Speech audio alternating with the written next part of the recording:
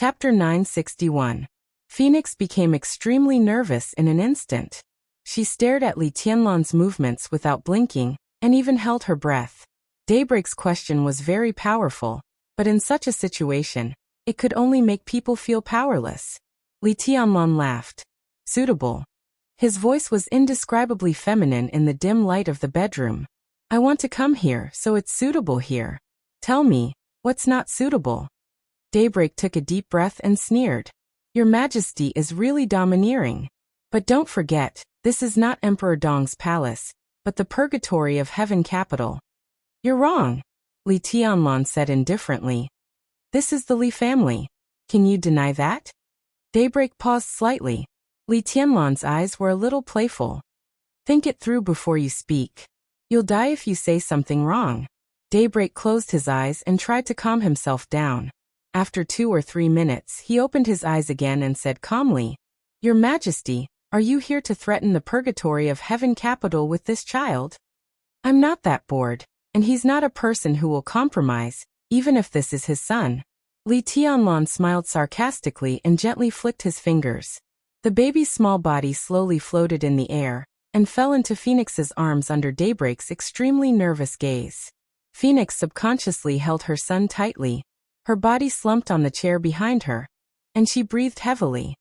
So, Li Tianlan took a deep look at the baby and said calmly, Li Guangtu has gone to Beihai now? And he's going to deal with me? For the self-protection you said? He really didn't want to threaten Li Guangtu with this child. Li Guangtu's character meant that he would rather sacrifice everything than compromise. At this critical juncture, since Li Guangtu had decided to participate in the decisive battle in Beihai, he would certainly not retreat. The most important thing was that the child in front of him was the only grandson of the old man who raised him. No matter what, it was difficult for Li Tianlan to kill him. Daybreak's face was extremely ugly. He didn't expect that Li Tianlan would suddenly appear here. Moreover, he didn't know how long Li Tianlan had been here. It seemed that Li Tianlan had heard all the conversation between him and Phoenix just now, so that he had no way out now. He clenched his teeth tightly and remained silent. I'm just here to see how he's recovering. Li Tianlan smiled. Now it seems that even if he hasn't recovered to his peak state, he's not far from it, right? Daybreak still said nothing. Aren't you going to say something? Li Tianlan sat on the bed. The person who sent me the letter of challenge in Emperor Dong's palace tonight should have contact with you, right? Did he join hands with the purgatory of heaven capital? If it's just the purgatory of heaven capital, you may participate in the final battle of Beihai, but you absolutely have no other energy to worry about East Island. After a pause, he glanced at Daybreak and suddenly said, The first time we met was in East Island, right? The look in Daybreak's eyes became somewhat complicated. He nodded and said hoarsely, Your Majesty's memory is very good. You seem to have saved me. Li Tianlan sat on the bed, his body completely relaxed, and his eyes were a little unfocused. I don't know if you believe it or not, but at that time I thought we could be friends, allies, and even our own people. At that time, we cooperated with the Samsara Palace, so we were naturally allies with His Majesty. Daybreak said quietly, I mean our own people. Li Tianlan looked at him quietly. I've never understood why you are so persistent in wanting to split the Li family. Until now, do you still think your surname is Li, Your Majesty? Daybreak asked in reply. My name is Li Tianlan. Shaking his head, Li Tianlan continued. Rushi and I are engaged. She is already my woman. The plan that sounded absurd back then, at least now seems to have no problem. Rushi will slowly recover, and we will have children. He will be the future patriarch of the Li family. This is also what Grandpa wants. He looked at Daybreak and said seriously, What's wrong with this plan? That kind of Li family is your Li family, just a puppet. Daybreak said softly. It's meaningless to argue, Li Tianlan said calmly. I'm not here today to discuss this. Contact him for me. Daybreak stared at Li Tianlan closely. His body was tense, as if he was ready to fight at any time. What if I refuse? It's meaningless to refuse. I already know where he is. It's just an ordinary call. Is it necessary to refuse? Li Tianlan laughed. Daybreak looked at Li Tianlan for a long time.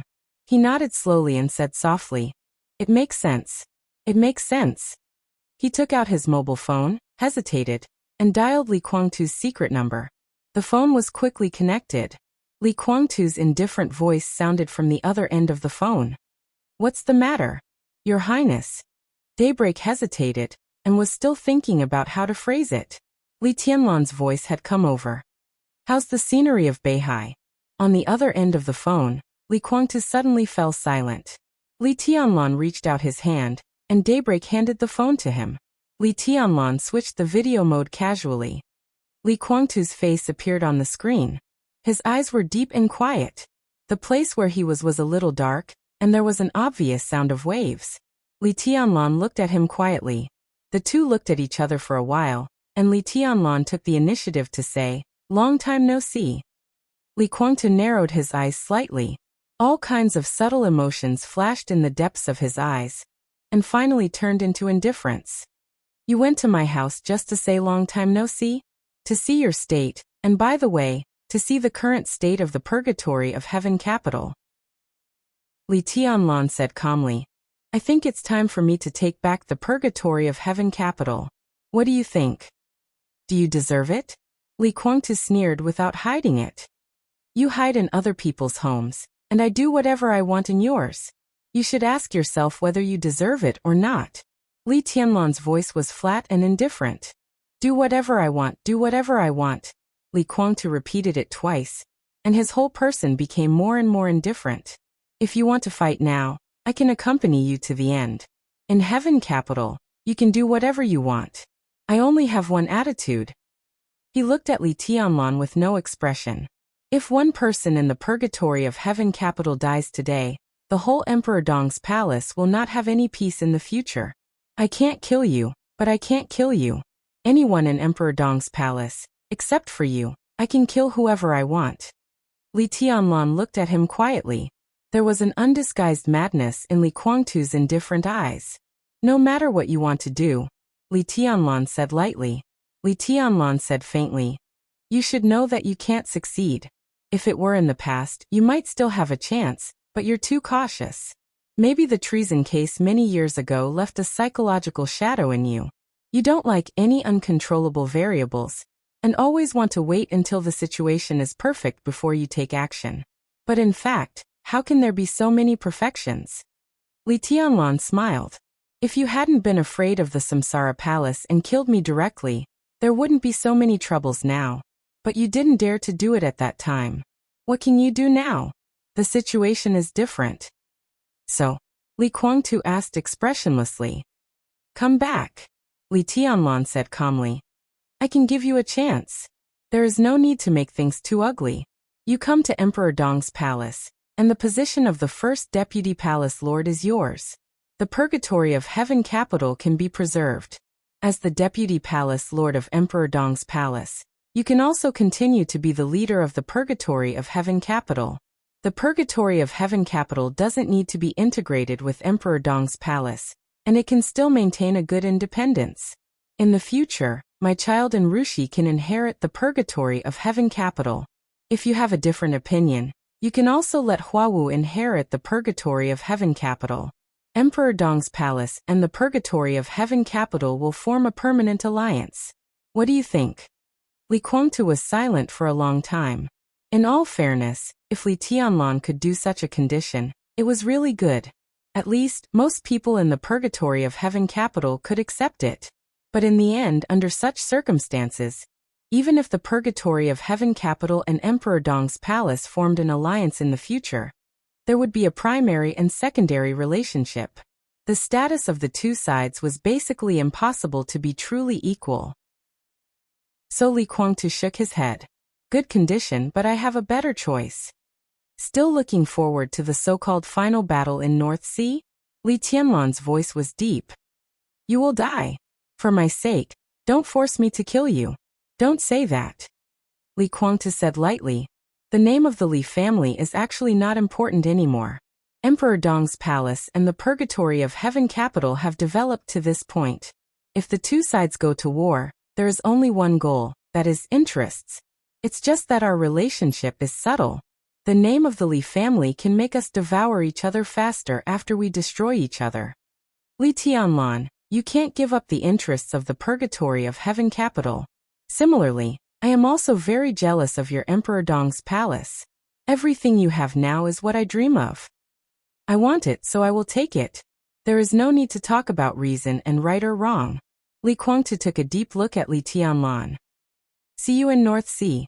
With a clear sound, the video call was completely hung up.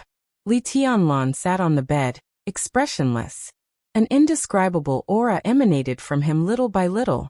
The warm heaven capital seemed to begin to cool down in an instant. Daybreak's scalp was numb again. He didn't know what happened, but he clearly felt that the moment he hung up the phone, Li Tianlan became extremely terrifying. Your Majesty, you'd better remember that this is the purgatory of heaven capital, Daybreak said in a deep voice. This is the Li family, Li Tianlan replied blandly. He stood up, walked to the bedroom window, and looked at the deep night outside. The indescribable aura kept spreading from him. At this moment, he felt like he was in a nightmare that was about to be scared to wake up. Daybreak's hair all stood on end. I am very disappointed in you. Li Tianlan's deep voice echoed slowly. If he hadn't died in Linen, he would have been very disappointed in you now. You want East Island, Emperor Dong's palace, and everything I have. The extremely terrifying aura kept spreading and diffusing. You have always said that I don't deserve. But have you ever thought that if you want to take away everything I have, do you deserve it? It was not the sword intent, not the power. It was a completely indescribable feeling. The whole space seemed to be slightly distorted. You can't get anything. Li Tianlan turned his back to Daybreak. He said in a low voice, we can't go anywhere. You. Daybreak's face was pale. Under the great pressure, his body was tense to the extreme, and he was about to attack with all his strength. Don't move, Li Tianlan said in a low voice. The indescribable aura became completely clear, and it directly wrapped Daybreak in it. It was not the sword intent, not the power. Vaguely, it was like a kind of energy driven by the sword energy. Daybreak's body was stiff on the spot. It was not that he didn't want to move, but he really couldn't. Li Tianlan, you know. Shut up. Li Tianlan said slowly. Daybreak's voice suddenly disappeared. He kept his eyes open, and his mouth kept opening and closing, but there was no sound. No one is my opponent now, not even Li Guangtu, he said softly. As for you want to go to East Island? If I don't let you go, you can't go. Crack. Above the headquarters of the purgatory of heaven capital, the indescribable aura spread to the extreme. The space was distorted to the extreme. In an instant, the dark night sky seemed to be completely torn apart by an extremely sharp blade. An incomparably dazzling and blazing white light appeared in the pitch-black sky. It was like a sudden flash of lightning. The white light spread wildly in the sky and instantly turned into the shape of a net. The dangerous and sharp white line completely lit up the night sky. The entire headquarters of the purgatory of heaven capital turned pale, under the sudden flash of lightning. Daybreak's eyes were dull, and his face was pale. At this moment, he finally felt this kind of energy. He also felt the incredible sword energy that drove this kind of energy. There were more and more white lightning above the sky. A large amount of light silently spread all over the sky. The sword energy above the ground had turned into an ocean in the blink of an eye. The dense sword energy covered every corner of the headquarters of the purgatory of heaven capital in an instant. Li Tianlan's figure was glowing. In the windless bedroom, his black windbreaker fluttered wildly in the wind. On the black windbreaker, the complex and profound golden patterns were flowing unscrupulously, emitting dazzling golden light. The vast and endless sword energy did not cover the entire heaven capital, but only the headquarters of the purgatory of heaven capital. The sword energy continued to gather in the headquarters, more and more, and finally rushed to the sky in an instant, blending with the white light above the sky. All the visions disappeared in an instant. Endless sword chi, boundless lightning, golden light. Everything disappeared without a trace. It was as if everyone had experienced an illusion. Daybreak's body regained its freedom, but he did not dare to move. His voice trembled for the first time. What did you do? Li Tianlan seemed a little tired. He turned his head to look at Daybreak, and then at the purgatory of heaven capital in front of him.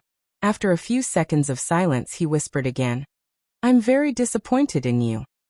His figure gradually became illusory, fainter, transparent, and finally disappeared completely. Daybreak rushed out of the bedroom, the living room, and the courtyard at once. Li Tianlan had disappeared without a trace. Heaven and earth were still the same. However, he suddenly felt an endless pressure. Daybreak's face changed, and he rushed all the way. The gate of the headquarters of the Purgatory of Heaven capital was quiet. A team of elites on patrol passed by.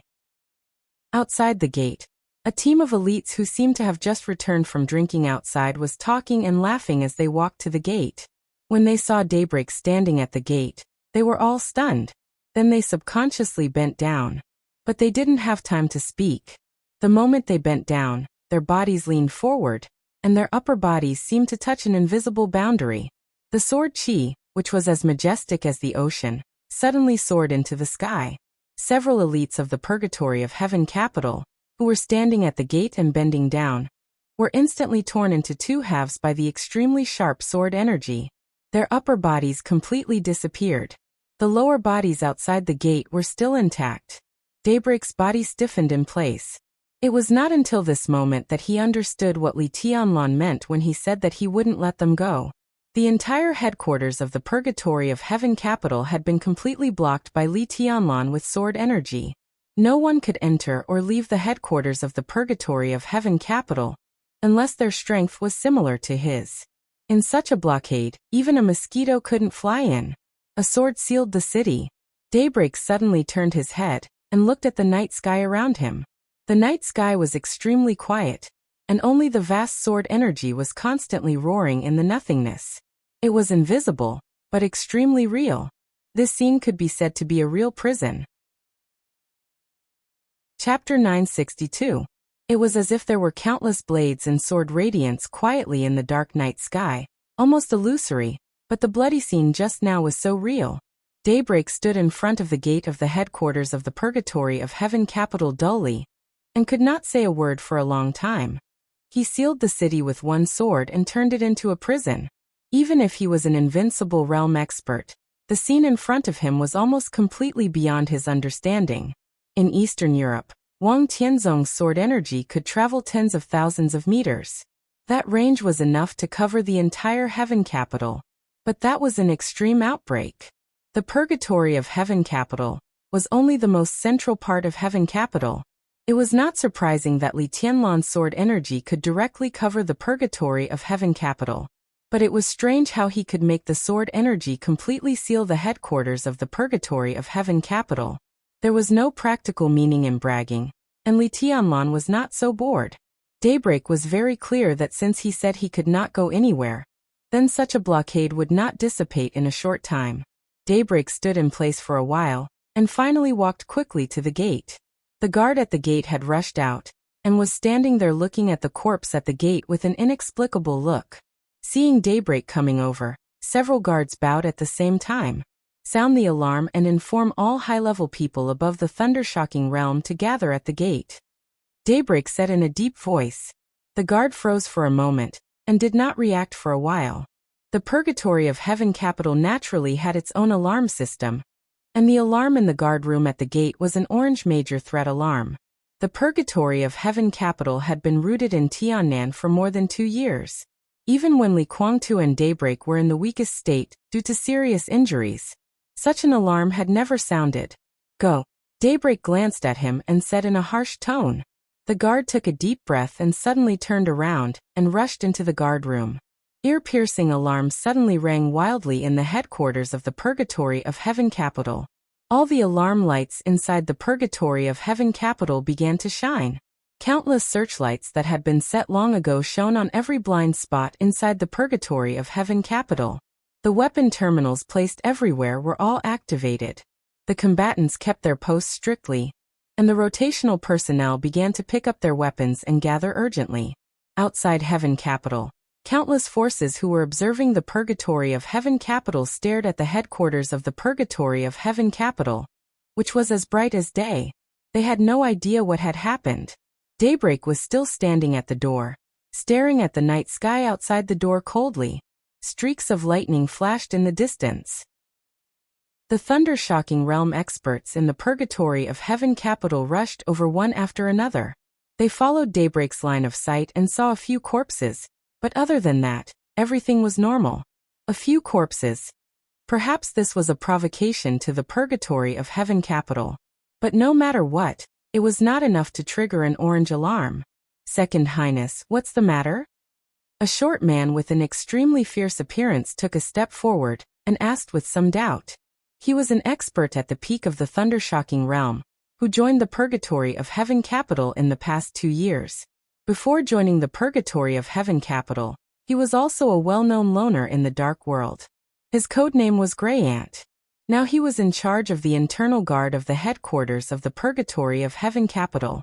Although he had joined the purgatory of Heaven Capital for a short time, he could already be regarded as one of the real core higher-ups in terms of position. Daybreak didn't say anything. He just stretched out his hand. A dagger slipped out of his sleeve, and he held it tightly in his hand. Daybreak took a deep breath, and the sword intent of the invincible realm continued to condense in his hand. In an instant, the dagger had been completely wrapped in a dazzling ball of light. A group of thunder-shocking realm experts watched silently, and everyone looked extremely confused. Daybreak flicked his fingers gently. The ball of light in his hand floated to the gate with the dagger. The floating speed of the ball of light was extremely slow, but along the way, the space in front of it was constantly being torn and twisted. Everyone could see that Daybreak had almost gone all out this time. The ball of light floated to the gate. The sword energy surged. The alloy door trembled incessantly in the violent sword aura, leaving behind sword marks one after another. The ball of light condensed with a large amount of sword energy slowly floated through the gate. Then it disappeared. It was silent. There was no sign. It was as if it had never existed. All the light was completely swallowed up in an instant. Crack. In the slight sound, the dagger cracked, and then silently turned into powder, fluttering in the night sky. There was a dead silence around. Everyone opened their eyes subconsciously. Looking at this scene, they couldn't speak at all for a while. Daybreak's face was extremely gloomy. The moment his attack crossed the gate, he once again felt the majestic sword energy. The vast sword energy completely enveloped the headquarters of the purgatory of Heaven Capital. It was so illusory. Not to mention the surrounding thunder-shocking realm experts. Even Daybreak could only vaguely feel the existence of the sword energy. He could only vaguely feel the existence of the sword chi. But the sword chi was so real that his full-powered attack had been silently melted away. This meant that if he were to go in himself, he would not be able to last more than a few seconds. The huge gap was completely revealed in front of Daybreak because of this sword. This gap was almost too big for Daybreak to understand.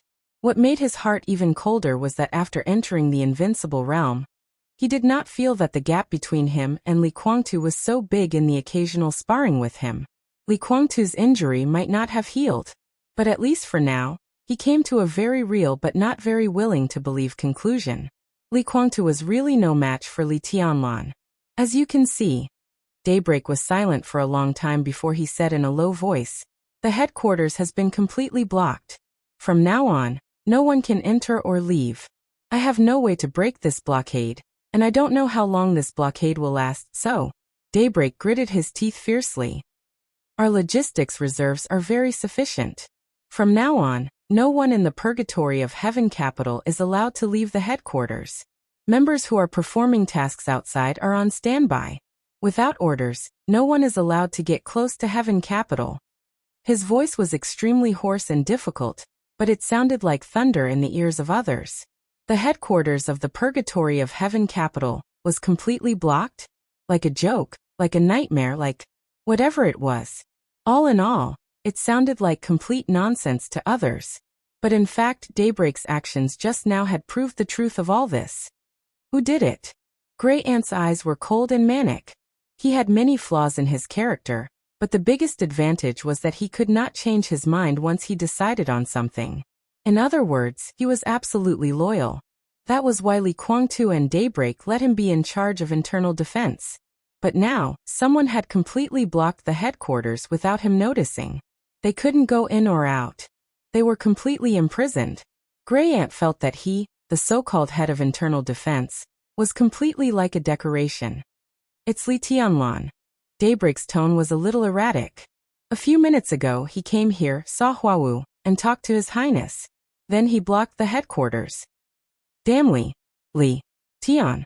Donghuang. Grey Ant cursed subconsciously. Then he realized something. His voice became softer and softer, and his face gradually paled. No one thought Grey Ant's performance was terrible. Shameful. No one knew when it started. When the Dark World mentioned Li Tianlan, it was like the Dark World mentioned Sword Emperor a few years ago. It was not that there was no hostility and killing intent. But when it came to him, it was mostly a sense of powerlessness and fear. Li Tianlan easily blocked the headquarters of the Purgatory of Heaven capital. In other words, if he wanted to, he could completely destroy this place and kill everyone at that moment. Li Tianlan, the Li family. Emperor Dong's palace. Purgatory of Heaven capital. Li Kuangtu. All kinds of ties were entangled, and everyone's heart was a little complicated. A group of thunder-shocking realm experts suddenly fell silent.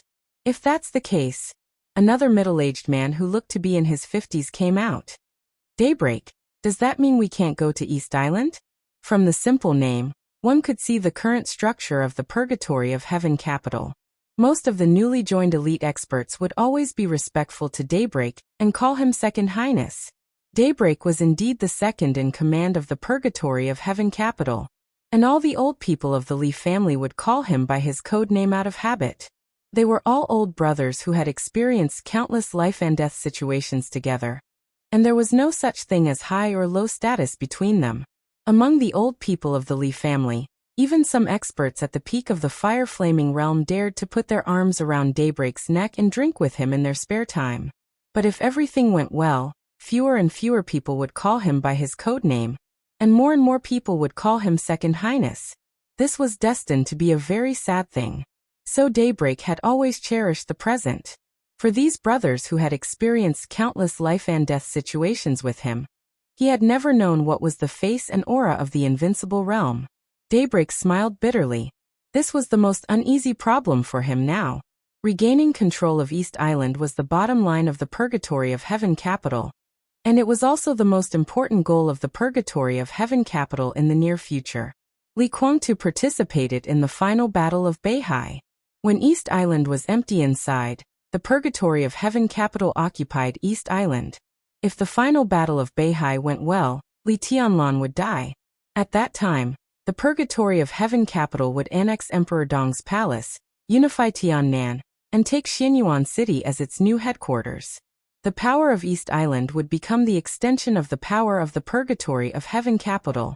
At that time, the Purgatory of Heaven capital would expand to an incredible level. But now, the Purgatory of Heaven capital planned to send 2 groups of people to East Island. Dawn had secretly arrived in East Island with the first group, and Daybreak led the second group of people with the strongest combat capability to set off before the final battle. The scheduled departure time was tonight.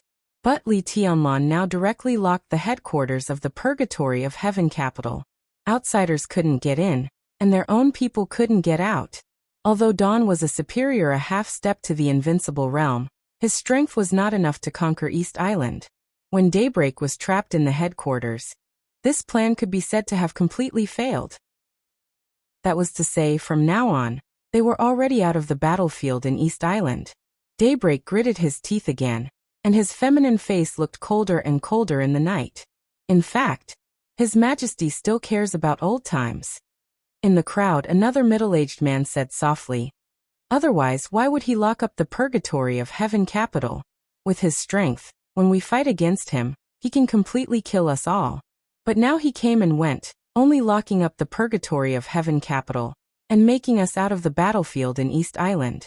When did he ever kill one of us?" The crowd quieted down again. Daybreak didn't need to look back to know who was talking. The person who said this at this time was destined not to appear on the list of people going to East Island. But under such circumstances, when these words were said, everyone had some complicated feelings in their hearts. Daybreak's eyes flickered and he slowly said, I will inform His Highness.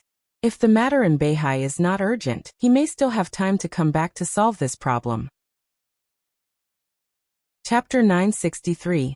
After breakfast and watching the morning news, Li Huaqing, who rarely had a leisurely morning, walked through the backyard and came to his office. The buildings in the Hidden Dragon Sea didn't have a specific office space. The 9 directors each had a standalone building that wasn't small.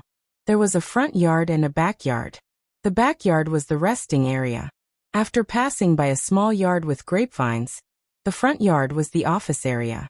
Ma Si, the chief secretary of the president, had come to the office 10 minutes before Li Huaqing came. He cleaned the office, boiled a pot of water, and sorted out yesterday's documents. When everything was done, Li Huaqing, who had a good sense of time, walked in slowly. President. Ma Si greeted him with a smile. Li Huaqing smiled, handed him a bag of tea, and said softly, I'm drinking black tea today. It's the taste of home. I miss it. Okay. Ma Si took the tea. Seeing that the president had no orders, he left quietly. Li Huaqing walked to the desk and saw at a glance a document that Ma Si deliberately put in a conspicuous position. The document was printed with the seal of the Ministry of Security of Zhongzhou State. It was bright red, which meant that it had a very high priority. Li Huaqing frowned slightly, picked up the document, and glanced through it quickly. He seemed a little surprised, then lowered his head and read it again slowly.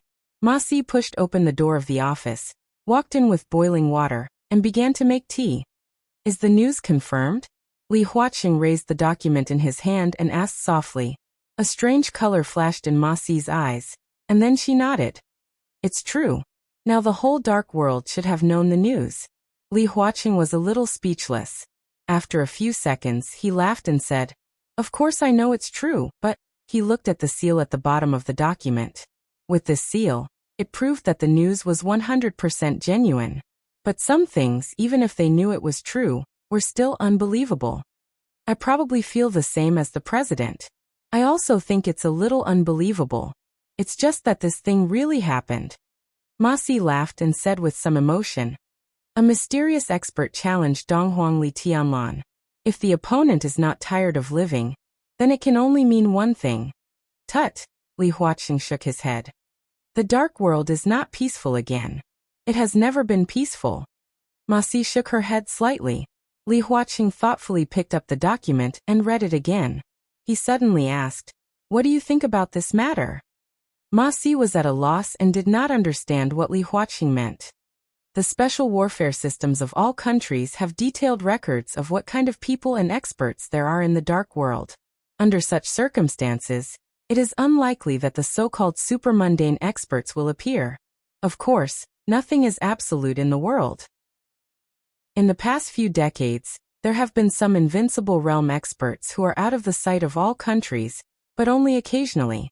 Moreover, none of them has reached the peak of the invincible realm. The intelligence is very clear. The challenger showed the strength beyond the peak of the invincible realm in an instant. What does this mean? There is already a saying in the dark world that the East Royal world is invincible. Wang Tianzong's whereabouts are unknown.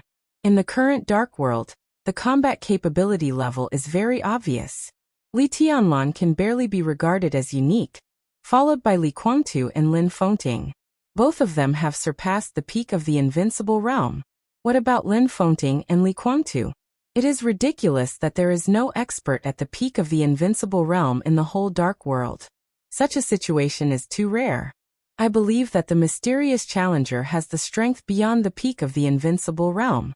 That is to say, even if the opponent's combat capability is not at the level of Li Tianlan, it should be very close to it. It is probably at the same level as Lin Fengting and Li Guangtu. If such a person has no ambition, then there is no need for him to challenge Li Tianlan. If he has ambition, then where was he before? With his strength, if he wants to develop his power, he has long been a big shot in the dark world. Anyway, such strength can't be obtained overnight, right? He has kept a low profile for so long. Why did he suddenly jump out in front of everyone? He even wants to challenge Li Tianlan, who is known as East Royal. Ma Si handed the brewed black tea to Li Huaqing and casually sat down opposite him. He had been by Li Huaqing's side for nearly 15 years, and the relationship between a secretary and a leader had almost transformed into a familial relationship. Thus, he was not overly reserved most of the time. He gently tapped the black tea in front of him and said thoughtfully, "You mean it's because of the upcoming decisive battle in the North Sea? The Prime Minister has some partners such as Wang Qinglei, and even some foreign forces," Li Huaqing said in a low voice. "I don't know if they found Wang Qinglei, and then Wang Qinglei found the Prime Minister, or if the Prime Minister took the initiative to contact them. But the Prime Minister once told me personally that there is an unknown majesty in the dark world." His Majesty. This word had always been a specific title in the dark world. For example, Wang Tianzong used to be. For example, Li Tianlan now. This title basically meant invincibility in the world. Ma Si's face changed slightly. No matter how secretive His Majesty is, he is still His Majesty, and his strength can't be too weak. The Prime Minister can know him, which means that he is also interested in Beihai. It is understandable that East Island is determined to get Beihai, but in the whole incident, the intervention of the Vatican and the Jiang family of South America is obviously driven by someone. If you want to integrate these forces, you really need a fighting force that can control the situation. His Majesty should be him, and it can only be him. If I'm not wrong, he should be the behind-the-scenes manipulator who pushed for the final battle in Beihai. Some of his ideas even affected Wang Qinglei and the Prime Minister. In other words, the Prime Minister was used by him. He is indeed a powerful figure. He challenged Li Tianlan in Tiannan. Ma Si's eyes suddenly flashed. Does this mean that he is attracting attention, and the real layout, the last means, will be used in Beihai? That is to say, the final battle in Beihai is about to begin? You can understand it that way. Li Huaqing frowned. But it is not necessary. It is right to attract attention, but in this case, doesn't His Majesty think it is best to continue to hide in the dark? If a mysterious superior who is likely to be at the same level or slightly weaker than Li Tianlan hides in the dark and makes a sneak attack, even Li Tianlan does not dare to be careless. So why does he want to expose himself before the final battle? Is this His Majesty a fool? Ma Si complained in her heart. She chose her words carefully and expressed her personal thoughts. Maybe he thinks there is no need to hide? Or, what he is about to set up in Beihai is more important than his own existence. He is an expert who has surpassed the peak of the invincible realm. What else can be more important than him? Murderous weapons? Ordinary murderous weapons can't even hurt Li Tianlan. More important than him only. Li Huaqing suddenly paused. Ma Si suddenly came to her senses and said subconsciously, more important than him, only the superior at the same level as him, whose identity is more hidden, and it is impossible for him to appear in Beihai. Li Guangtu. The next moment, Li Huaqing and Ma Si said a name at the same time. Li Huaqing suddenly frowned, hesitated for a moment, and said in a deep voice, "Help me contact Li Tianlan."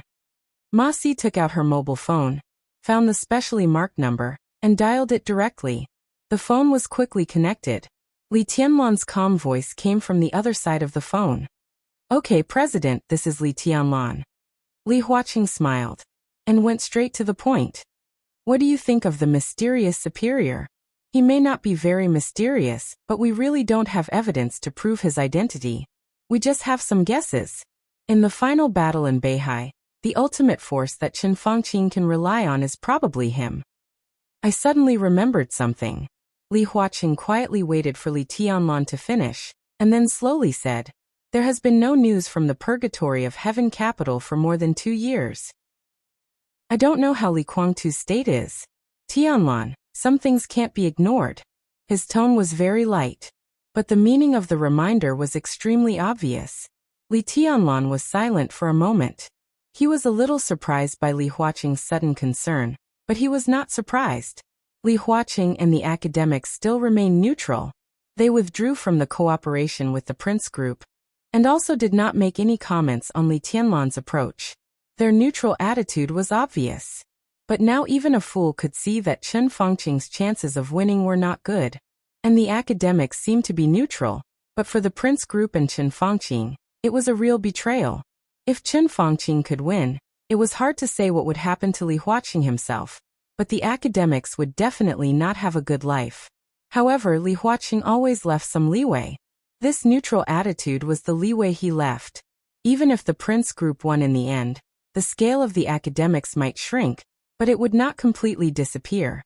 But even so, it was not what Li Huaqing wanted to see. His heart was more complicated. If Li Tianlan won, it meant that from then on Emperor Dong's palace would be out of control like Beihai. If the prince group won, the future of the academics was doomed to be difficult. He thought about it again and finally could only speak according to the strength of the other party. Li Tianlan was strong, so Li Huaqing put his chips on Li Tianlan. Such a reminder was a complete expression of goodwill. Li Guangtu is now in Beihai.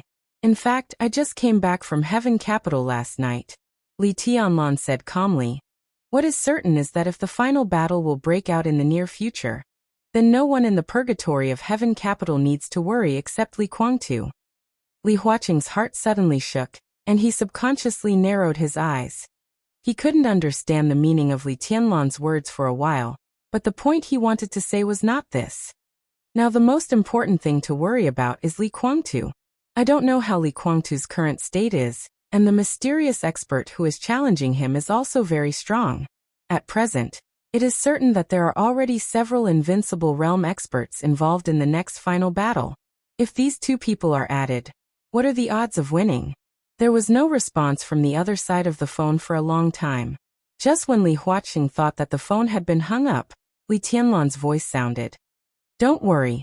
His tone was calm with extreme confidence. They can't make any waves. I'm going to have breakfast. He said slowly, goodbye. The phone was hung up directly. Li Huaqing looked at the phone in his hand, lost in thought. The whole dark world was now speculating how strong Li Tianlan was now. But to this day, Li Tianlan's strength was still a mystery. The strength he had shown so far was not enough for others to have a clear judgment of his combat capability.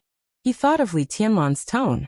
It was a kind of peace and calmness that everything was under control.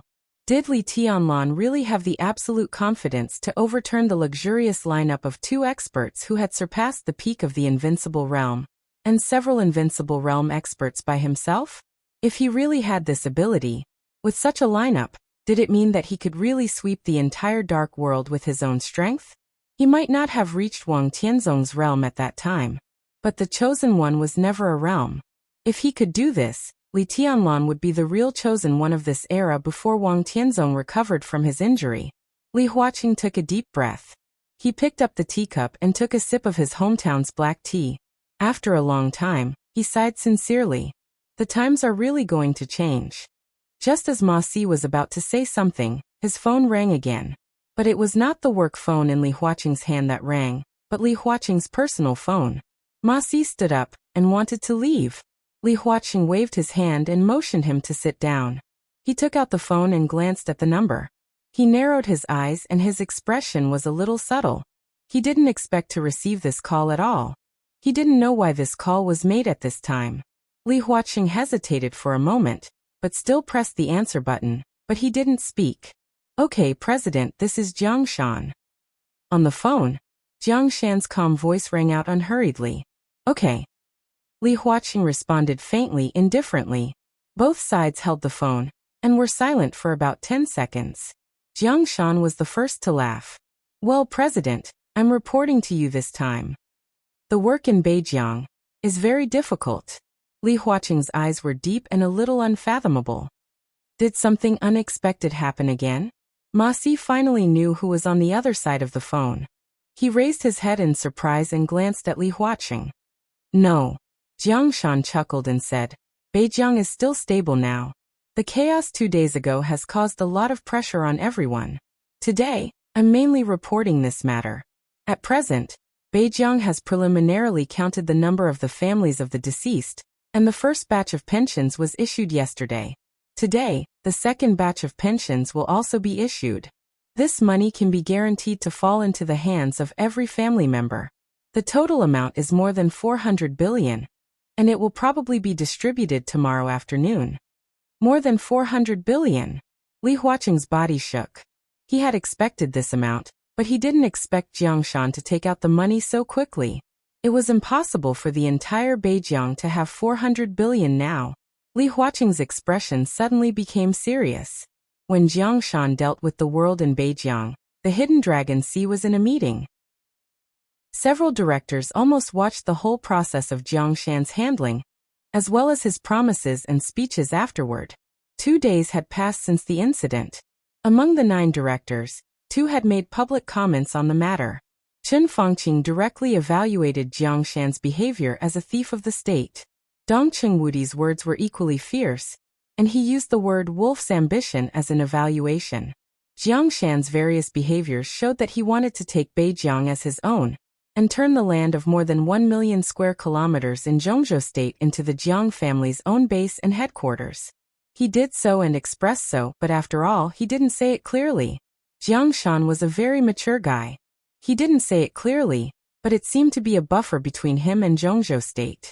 Li Huaqing also tacitly did not give any orders to Beijiang. Now Zhongzhou State was obviously in troubled times. The final battle in Beihai was the highlight, but in the end, it was just the beginning. The general election was coming, and there were all kinds of things to deal with. Everyone planned to deal with the problems in Beijiang after the general election. But now, Jiang Shan directly called him and talked about the current situation in Beijiang very straightforwardly. Li Huaqing was at a loss for a moment. What was he going to do? The finance of Beijiang couldn't come up with more than 400 billion yuan. But Jiang Shan got the money now. The major consortiums in Zhongzhou State were very stable and had a normal relationship with the Jiang family, so the money could only come from foreign forces.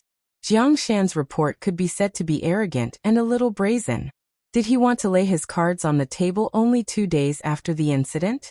Li Huaqing's serious expression became extremely cold little by little. There was still a buffer for some things to be done. But if he blatantly laid his cards on the table and wanted to publicize it, he would be courting death. At this moment, Li Huaqing directly made up his mind. If Jiang Shan really thought that he wanted to take down Beijiang blatantly because he had turned to foreign forces, then he would inevitably react. At all costs, he would react most violently. This was the bottom line that could not be violated. If Jiang Shan dared to touch him, Li Huaqing would let him die. Where does the money come from? Foreign forces? Skull and Bones Society? Elite Club? Or World Financial Union? The 3 forces he mentioned were the world's top super consortiums, and they were also the forces that had the ambition and courage to plot Beijiang. Behind the elite club stood the major European giants, and the main leader was the Rothschild family. But with King Tong and Paul's serious injuries, Rothschild's position as the leader was also in jeopardy. All the giants now had other ideas.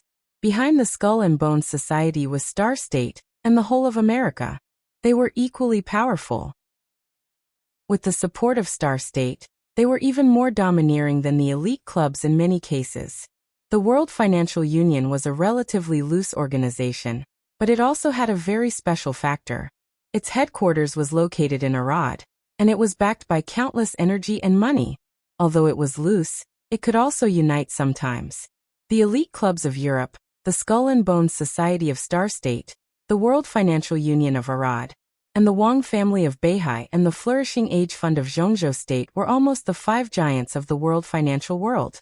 In the field of wealth, they were completely equivalent to the super forces in the dark world. The Flourishing Age Fund wanted to take over Beijiang, but Li Tianlan was one step ahead. The Wang family of Beihai had no time to care about other things. Then the answer was obvious to Li Huaqing. There were only 3 organizations left. Li Huaqing's voice was very light and indifferent, without the slightest sharpness and determination. But Jiang Shan heard an unparalleled sense of danger in it. He was almost sure that if he really had these foreign forces behind him, and if he really dared to admit it, then in less than an hour, he would face the fiercest action of Zhongzhou State. Li Huaqing was gentle, but it did not mean that he really had no temper. As the president, he could not be indifferent to this kind of theft. Jiang Shan's mind was in a mess. The smile in his tone gradually disappeared, and he became serious and solemn. President, whether I believe it or not, I can guarantee in the name of the parliament and Beijiang that I did not commit treason.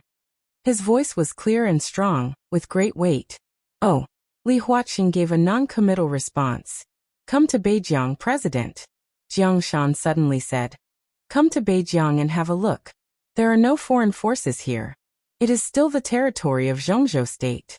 The situation here is gradually stabilizing. There is only the Jiang family here. If you still believe me, if the parliament still trusts Beijiang, then come and have a look. Li Huaqing was silent for about 2 or 3 seconds. Then he raised his hand to look at the time and said indifferently, I will have lunch in Beijiang at noon. Jiang Shan laughed and said, I will go to the airport to meet the president later. Li Huaqing hung up the phone, narrowed his eyes, and seemed to be thinking. President? Ma Si, who looked a little pale, hesitated and couldn't help but say, I don't recommend going to Beijiang. Li Huaqing came back from his contemplation, glanced at Ma Si and asked, Why? The Jiang family's position is unclear now. Jiang Shan hides too deeply and is astute. In fact, we don't know enough about the Jiang family and Jiang Shan. If he really turns to foreign forces, you may encounter some unexpected special situations when you go to Beijiang, and you may be in danger. Ma Si said quickly, Of course, I understand your feelings. You are worried about the situation in Beijiang. I can go there on behalf of the president, see the situation there, and report to you as soon as possible. Why bother? Li Huaqing shook his head and stood up. Go with me. I am the president of Zhongzhou State. Beijiang is the Beijiang of Zhongzhou State. In our own country, I can go anywhere I want. His voice was low and calm, as if with great majesty. Jiang Shan dares to invite me over, then I will go. I must go. When she gradually woke up from the deepest level of meditation, the cry of the baby next to her ears gradually became clear. She opened her eyes. There was a soft and faint light in her sight. A still graceful and even beautiful figure in pajamas leaned against the other side of the bed, holding a baby and carefully comforting him. Her eyes were a little dazed, and the bright electric light flickered slightly in her pupils. After about half a minute, she came to her senses, turned around subconsciously, and whispered, Mom, let me do it. Tutu, Mom is here. The baby, who was less than 2 years old, had been weaned. She took the baby and kissed him gently on the face. The crying baby seemed to feel his mother's breath, and he became quiet.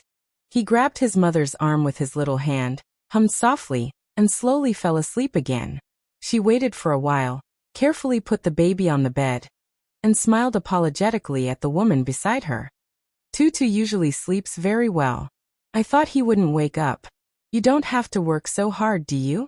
Summer Solstice looked at her helplessly. In the faint light, her eyebrows and eyes were extremely soft. Song Si gently stroked her son's sleeping face, and her eyes were gentle and firm. This was her son. Her and Wang Xingxiao's son. The name Haotian was given by Wang Xingxiao. The nickname Tutu was given by Song Si. In the 2 years since she left Beihai, from the pregnancy to the birth of the child, the little guy in front of her seemed to have become all her hope. In silence, Song Si pursed her lips and whispered, I can feel that I'm very, very close to the breakthrough. I know that, but I can feel that I'm very close to the breakthrough.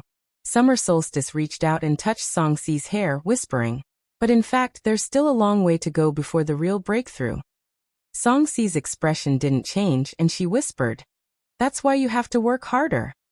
Her talent in martial arts was extremely outstanding even in Beihai. Excellent talent could enable her to enter the thundershocking realm without any bottlenecks or obstacles. But if it was so easy to break through to the invincible realm, how could this realm be worthy of the word invincible? Song Si had already been at the peak of the thundershocking realm 2 years ago. Pregnancy and childbirth might make her a little haggard, but it wouldn't make her state decline. She had been at the peak of the thundershocking realm for several years, but she couldn't find the threshold to break through the thundershocking realm and enter the half-step invincible realm. As Song Si said, she could feel that she was very close to the breakthrough, but she still had no clue. The peak of the thundershocking realm. Such a realm was naturally useful in the current situation faced by Beihai, but it could also be said that it didn't have much effect. Don't think too much, Summer Solstice sighed softly. I've been through it. In martial arts, Sometimes it's more effective to let nature take its course than to rush for quick results. I'm a little tired these days. I need to take a rest and let myself relax completely. Maybe it'll be easier for me to break through. Song Si lowered her head, looked at her son, and was silent for a long time. Mom, she called very naturally and whispered. I miss home, and I miss him, and I want to help him. Her head seemed to be lower, and she said in a weak voice, It's very dangerous for him to stay in Mount Dibbing, isn't it? Don't let your imagination run wild. Our alliance with Emperor Dong's palace is very stable at this stage. Li Tianlan is very strong now, and we're not weak. If we join hands with Emperor Dong's palace, there won't be any danger. Summer Solstice laughed. Strictly speaking, the place where they were now did not belong to any country. It was a private island in the Pacific Ocean, a secret industry of the Wang family of Beihai. The island was not big, but the facilities were relatively complete. In addition to hundreds of servants and logistics personnel with different duties, there were only Summer Solstice, Tang Shi, Song Si, and the newly born Haotian. Different important figures of the Wang family of Beihai were all placed in different areas. More than 2 years was not a long time, and there was no change between the mother-in-law and daughter-in-law. Summer Solstice spent most of her time recuperating. Tang Shi still controlled the business empire of the Wang family of Beihai, remotely commanding and dealing with endless things every day, and Song Si took care of the baby. Perhaps because she had been away from Beihai for too long, Song Si, who had given birth, began to suffer from frequent insomnia and became more and more anxious. With her willpower, it was naturally impossible for her to suffer from postpartum depression, but the fluctuation of her mood had a great impact on her. So she began to meditate and practice kendo for a long time. In order to take care of her grandson, Summer Solstice lived with Song Si and taught her martial arts. The two made an agreement not long ago after the baby was weaned. If the stalemate continued, then after Song Si broke through the peak of the Thundershocking realm and became a half-step invincible realm expert, she could leave here and return to Wang Shengxiao to help him. But Summer Solstice glanced at Song Si with a somewhat complicated look in her eyes. It'll be fine, she said softly. In order to let him concentrate, I haven't told the outside world. The current situation is actually very good. Shengxiao is very well prepared. If there are no accidents, we should be able to return to Beihai soon. Really? Song Si raised her head and looked at Summer Solstice in a daze. She was already a woman, and her appearance was still gorgeous and delicate, but there was a touch of exhaustion and haggardness that could not be concealed. Yes, it's true. Summer Solstice held Song Si's hand and said with a soft smile, It's impossible for Beihai to lose. Or to put it bluntly, when those people set the final battlefield in Beihai province, they can't win. To say the least, even if Li Tianlan and Emperor Dong's palace don't participate in the final battle this time, Shengxiao will be fine, and Beihai will be fine. So don't worry. Song Si nodded hard, looked at Summer Solstice and said seriously, I believe you. Her face and eyes looked pure and flawless in the faint light, with a kind of piety that was enough to move people. Summer Solstice laughed. At this moment, she suddenly thought of the time when she was in Mount Dibbing. She thought of the night when her injury suddenly completely recovered. She thought of the world-shaking sword that split the sky of Beihai and split the entire Mount Dibbing. The heavenly sun that should not appear in this era. Invincible in the world. That was the real king of the world. That day, the moment he stood on Mount Dibbing, he called out the names of Song Si and Haotian. From that moment on, she knew the ending of the Wang family of Beihai in another era, or in the story that Lin Fengting and Qin Weibai once told. Because the man who called himself Li Dongqing did not call out Wang Tianzong, Wang Shengxiao, or Summer Solstice. They might have died long ago. When most people had died, only Song Si and Haotian, who was still growing, could support the Wang family of Beihai. Song Si's talent was very good, but in fact, there was a limit. According to Summer Solstice's judgment, she might be able to break through and enter the invincible realm, but she basically had no potential to reach the peak of the invincible realm. How could she fight against Li Dongqing and the Sword Dynasty that did not exist in that story? There seemed to be only one answer. She merged with Worryless and turned herself into a half-human and half-metal monster. Summer solstice could not imagine what kind of despair and madness it was. But after knowing the possible ending, looking at her daughter-in-law who had given birth to the eldest son and grandson of the Wang family of Beihai, she completely loved and doted on her from the bottom of her heart. At least in this era, she would try her best to change that tragic and cold ending. Wei Songxiai hesitated. Her voice was cautious. How long will it take us to go back to Beihai? This was the question she had always wanted to ask, but had never really asked. The place that she thought about day and night had a person that she missed dearly. After being away for so long, she missed him so much. Summer solstice looked at her with a smile and said softly, "It won't be more than a month at the latest." When dawn broke, there was another heavy snow in the sacred state of Beihai. The white snow fell from the sky silently. The whole Mount Dibing quickly became silver. Wang Shengxiao stood quietly on the stage of formidable person, looking at Beihai that was still slowly turbulent in the distance. There was no sword light or sword energy in the depths of Beihai. The wind was calm, and the snow fell. He wore a coat and held a thermos cup in his hand. He unscrewed the lid and took a sip of tea. Wang Shengxiao laughed. "The weather is good."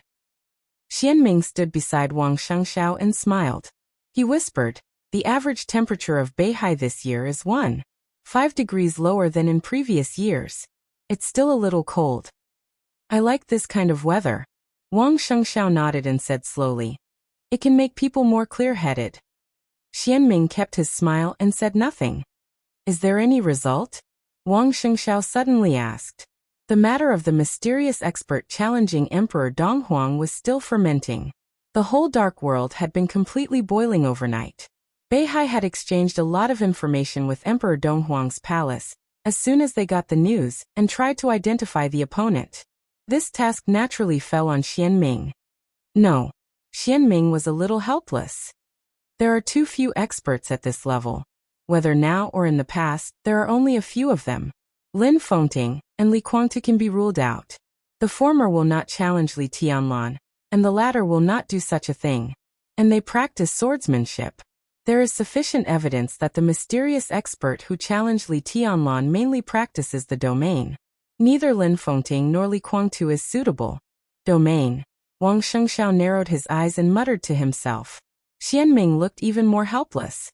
For hundreds of years, the dark world had always been dominated by swordsmanship. Although the domain was also a way of martial arts, and it was a way to directly enter the invincible realm, for hundreds of years, the real pinnacle of force in the dark world had always been swordsmanship. Experts who had entered the invincible realm in the research field had been emerging, but there were very few who could really reach the peak of the invincible realm. Shortening the time range, in the past 50 years, the experts at the peak of the invincible realm in swordsmanship included the two patriarchs of the Wang family of Beihai, the two patriarchs of the Lin clan, Li Honghe and Li Guangtu of the Li family, and Li Shi. These names represented the peak of the invincible realm, and they were all martial arts giants in the field of swordsmanship. And there seemed to be only one expert who had reached the peak of the invincible realm in the field of domain in the past 100 years. Saint War Angel Arceus, who had died in the hands of tribulation. But Arceus was not an absolute expert at the peak of the invincible realm.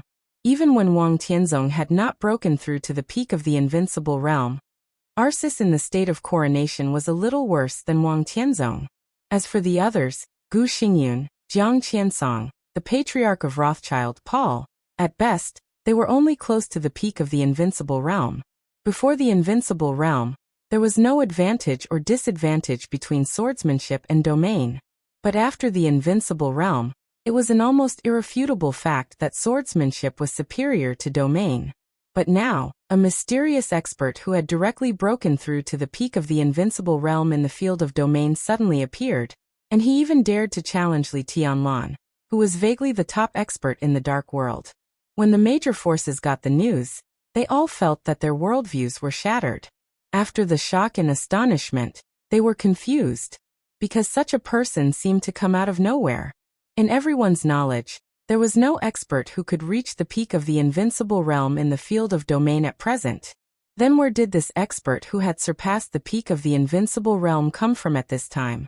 Is there no clue at all? Wang Shengxiao asked. No. Xianming smiled bitterly.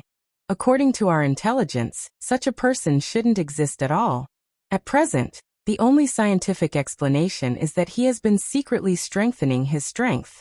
Even when he reached the peak of the invincible realm, he didn't expose himself until he broke through to the peak of the invincible realm and approached the supreme realm.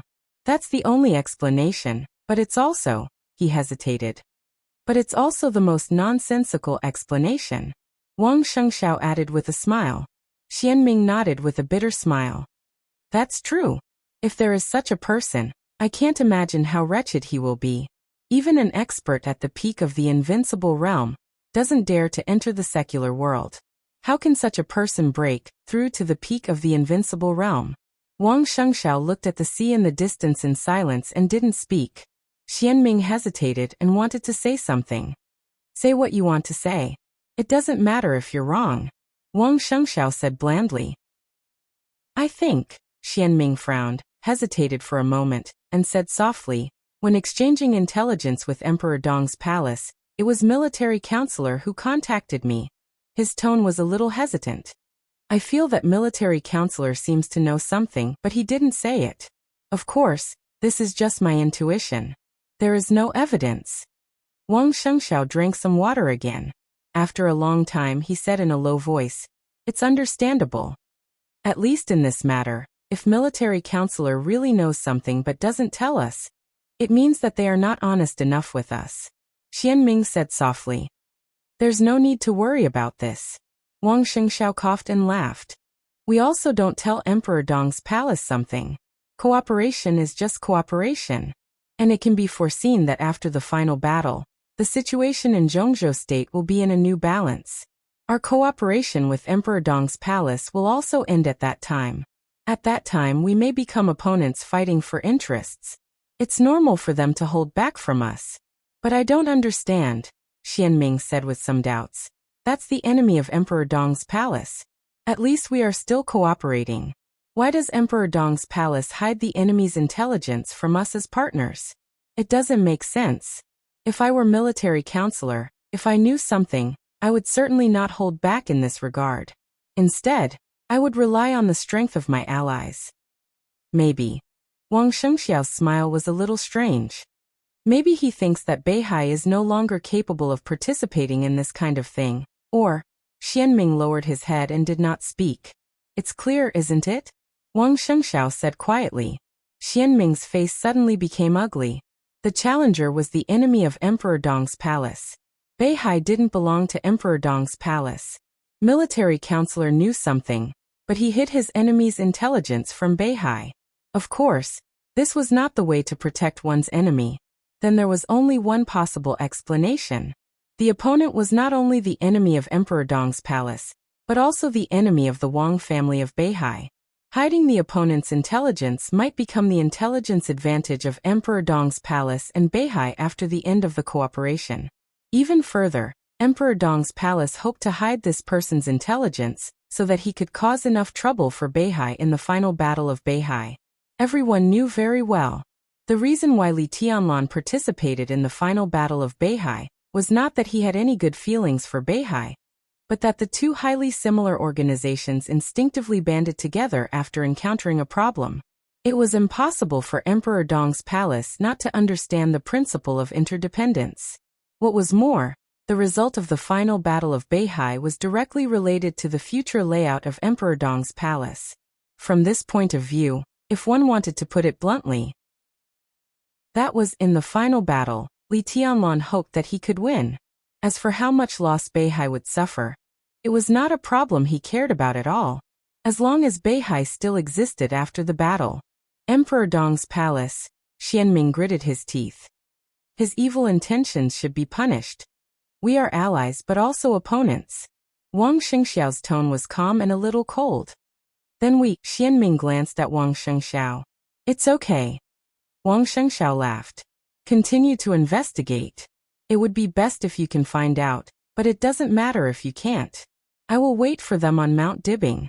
With hundreds of years of history, Beihai has proved one thing countless times.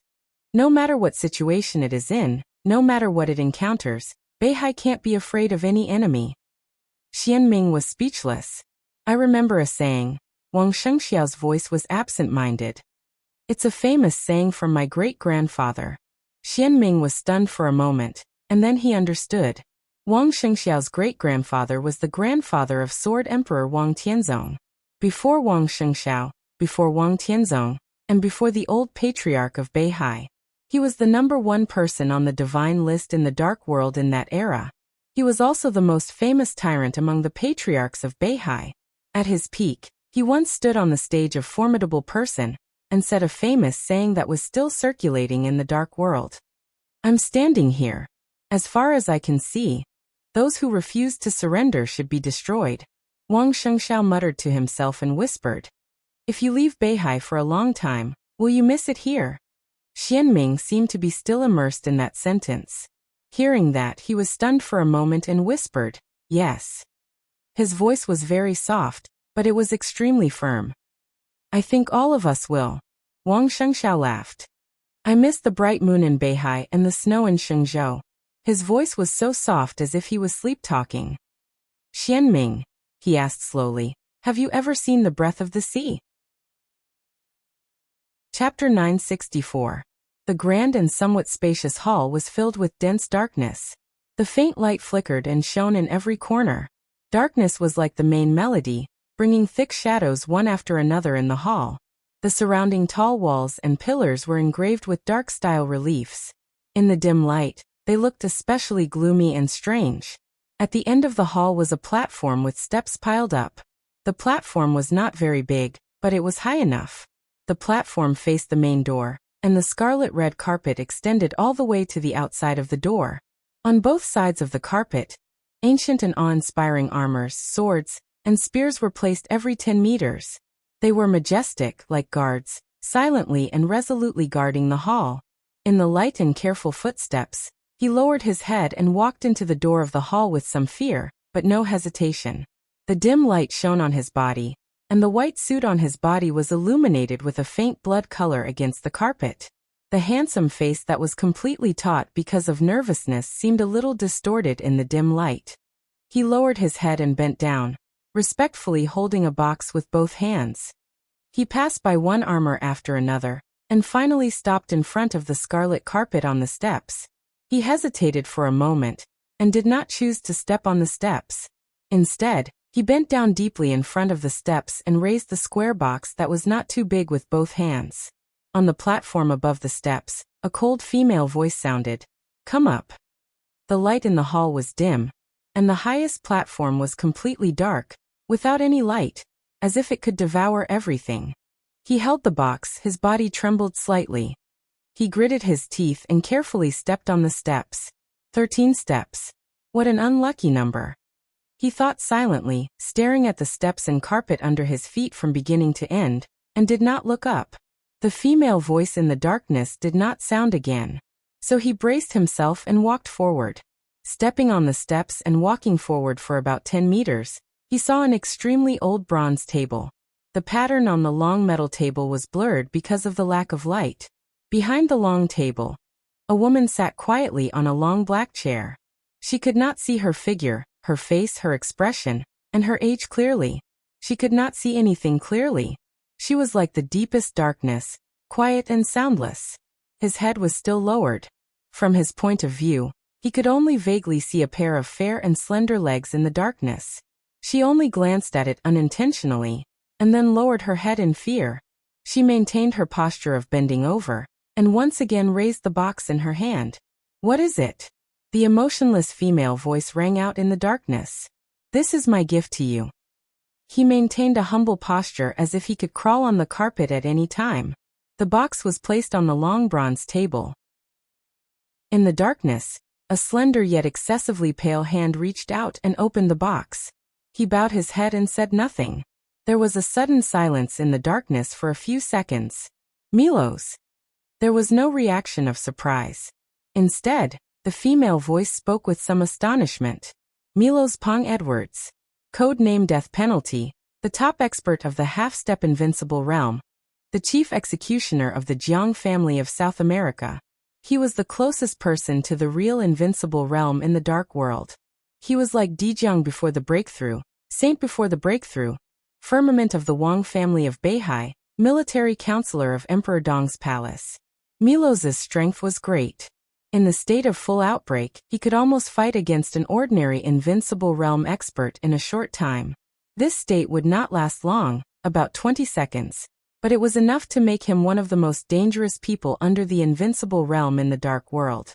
And now Milos, the chief executioner of the Jiang family of South America with the code-name Death Penalty, Jiang Guichu's right-hand man, and in charge of all things of the Jiang family of South America and Europe, was now in the box.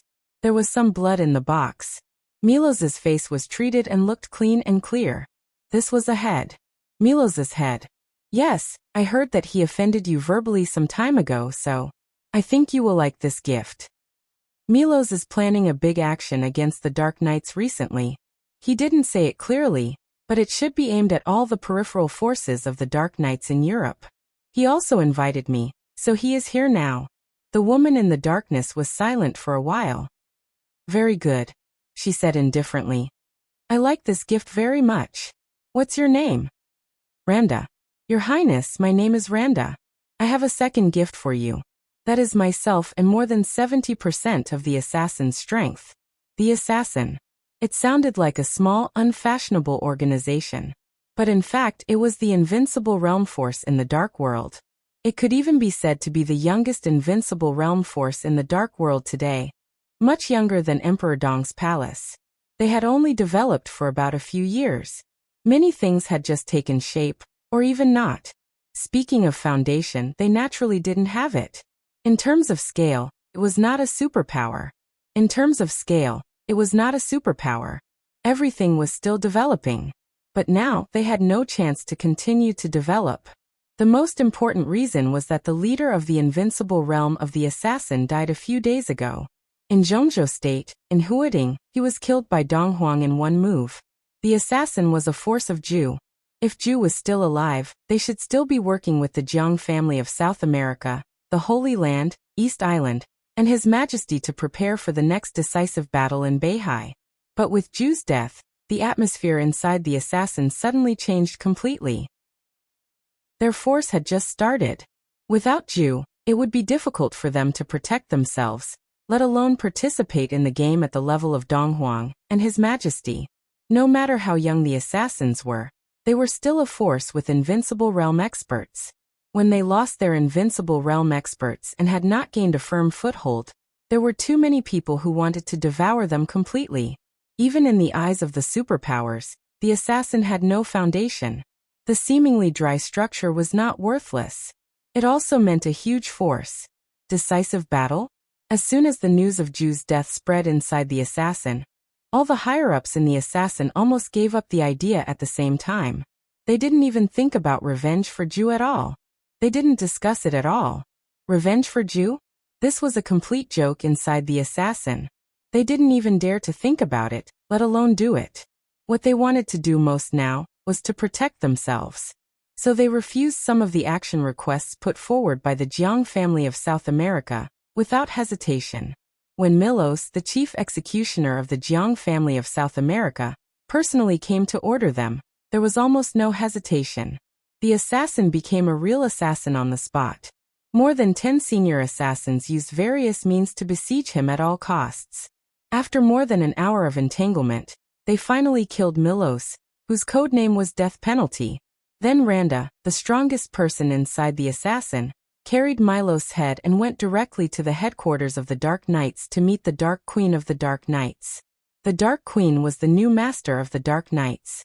After the chaos in Snow Country, Raphael, the commander of the Dark Knights, had not been able to recover from his injury for more than 2 years. As soon as the Dark Queen appeared in Europe, she naturally took over the supreme power of the Dark Knights from Raphael. To this day, there were still many forces in the Dark World who didn't know the origin of the Dark Queen. If she hadn't shown the strength that was very close to the peak of the invincible realm, many forces would have even regarded her as the new invincible realm expert in the Dark World. But the identity of the Dark Queen was no longer a secret in front of the real superpowers. The Samsara Palace's position was the most vague and deeply hidden strongest supermaster. The lover of Raphael, the commander of the Dark Knights. Sometimes she was the master of Samsara Palace, but most of the time she was Qin Weibai's personal bodyguard. Samsara Palace Flaming Fire. The Samsara Palace had now been destroyed. With the last and most important main body, the Flourishing Age Fund, merged into Emperor Dong's palace, there was no trace of the Samsara Palace in the Dark World. Flaming Fire became the Dark Queen, and controlled the Dark Knights. She became gloomier, more closed, and more indifferent than when she was in the Samsara Palace. She had only been in charge of the Dark Knights for a little more than a year, but in such a short period of time, she had personally carved countless eye-catching traces in the seemingly calm Europe, which was actually turbulent. At least in the land of Europe, her reputation had almost completely overshadowed that of the Queen of Shadows, King Tong, in her heyday. The Queen in the Dark was silent. She seemed to be thinking. Among the assassins, Randa, whose codename was Darkblade, was an expert who was very close to the half-step invincible realm. But at such a close distance with the Queen's silence, he couldn't feel the existence of the other party at all in the dark. Darkblade's heart was a little cold, and his body bent more obviously.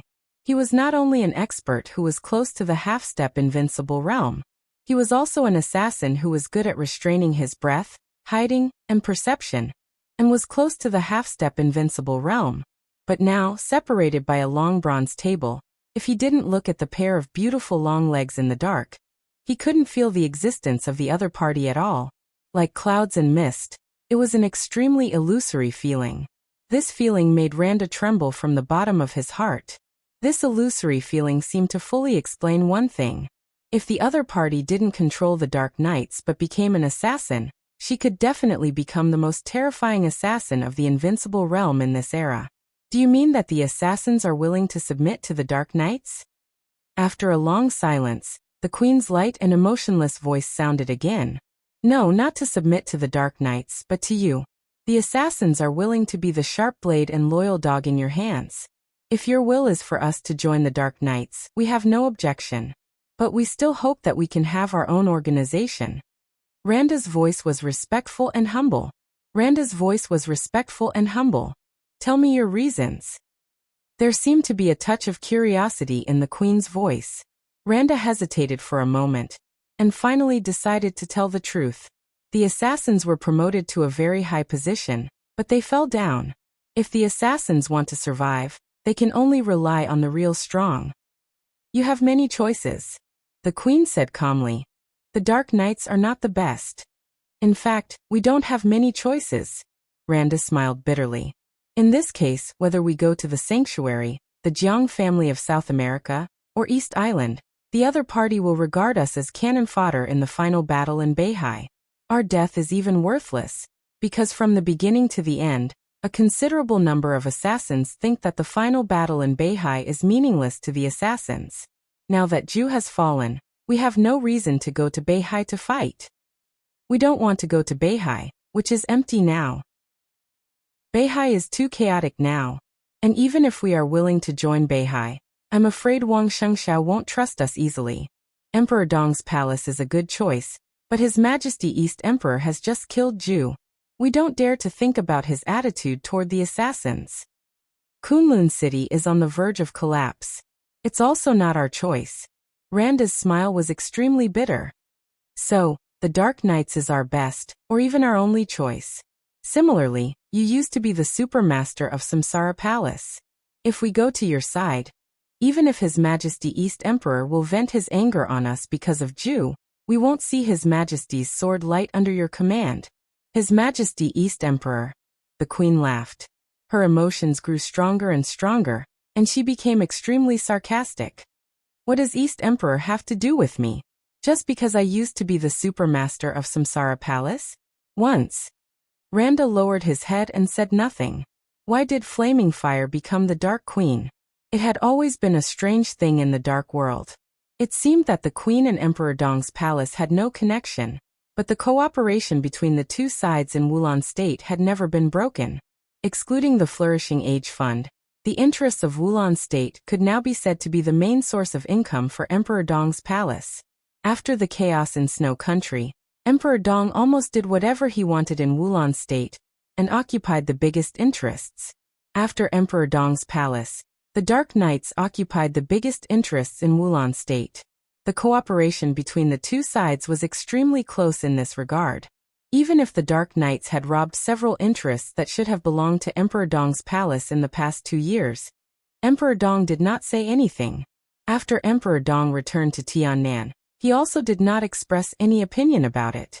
The outside world naturally could not figure out the relationship between the Queen and Emperor Dong, but one thing was certain. Randa firmly believed that joining the Dark Knights was the best choice and the best way to avoid Emperor Dong's anger in the future. His potential was limited and he had no hope of breaking through, but he was very clear about how to be a subordinate. Most of the time, when listening to a leader's speech, in fact, it was not necessary to listen to what he said. The most important thing was to listen to what he did not say. The Queen's words were what made him feel that he had made the right choice. In the darkness, the Queen seemed to be thinking about something quietly. After a few minutes, she slowly said, "How many assassins are there now?" "At present, there are 3 experts in the Thundershocking realm. In addition to me, there is one at the peak of the Thundershocking realm, and one in the Thundershocking realm. There are 60 people in the Fireflaming realm. Among them, 20 are at the peak of the Fireflaming realm. There are about 6,000 combatants scattered in various places. Detailed assets have not been calculated yet," Randa said seriously. "You turn to me because you don't want to participate in the decisive battle in Beihai." The Queen's gaze fell on him from the darkness. "Then what can you do for me if you surrender to me?" "No." Randa shook his head and said respectfully, "We just don't want to participate in the decisive battle in Beihai as cannon fodder. For assassins, what we need most now is to slowly develop and accumulate strength, so we think that the decisive battle in Beihai is meaningless to us. But if the Queen asks us to participate, we won't hesitate.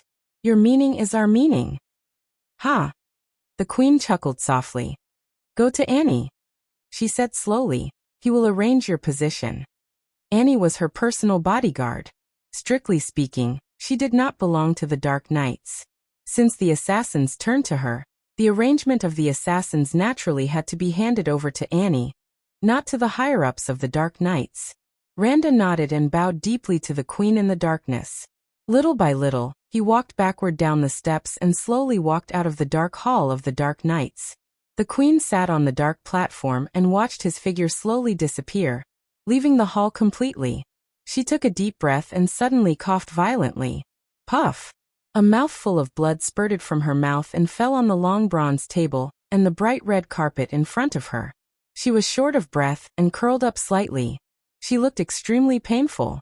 In the darkness, there was a weak and pale face. Chapter 965. The severe pain lasted for a long time before it slowly subsided. On the platform where there was almost no light, the Queen slowly straightened her body, and her breath had become extremely weak. There was silence in the dark hall. The armors on both sides of the carpet stood silently.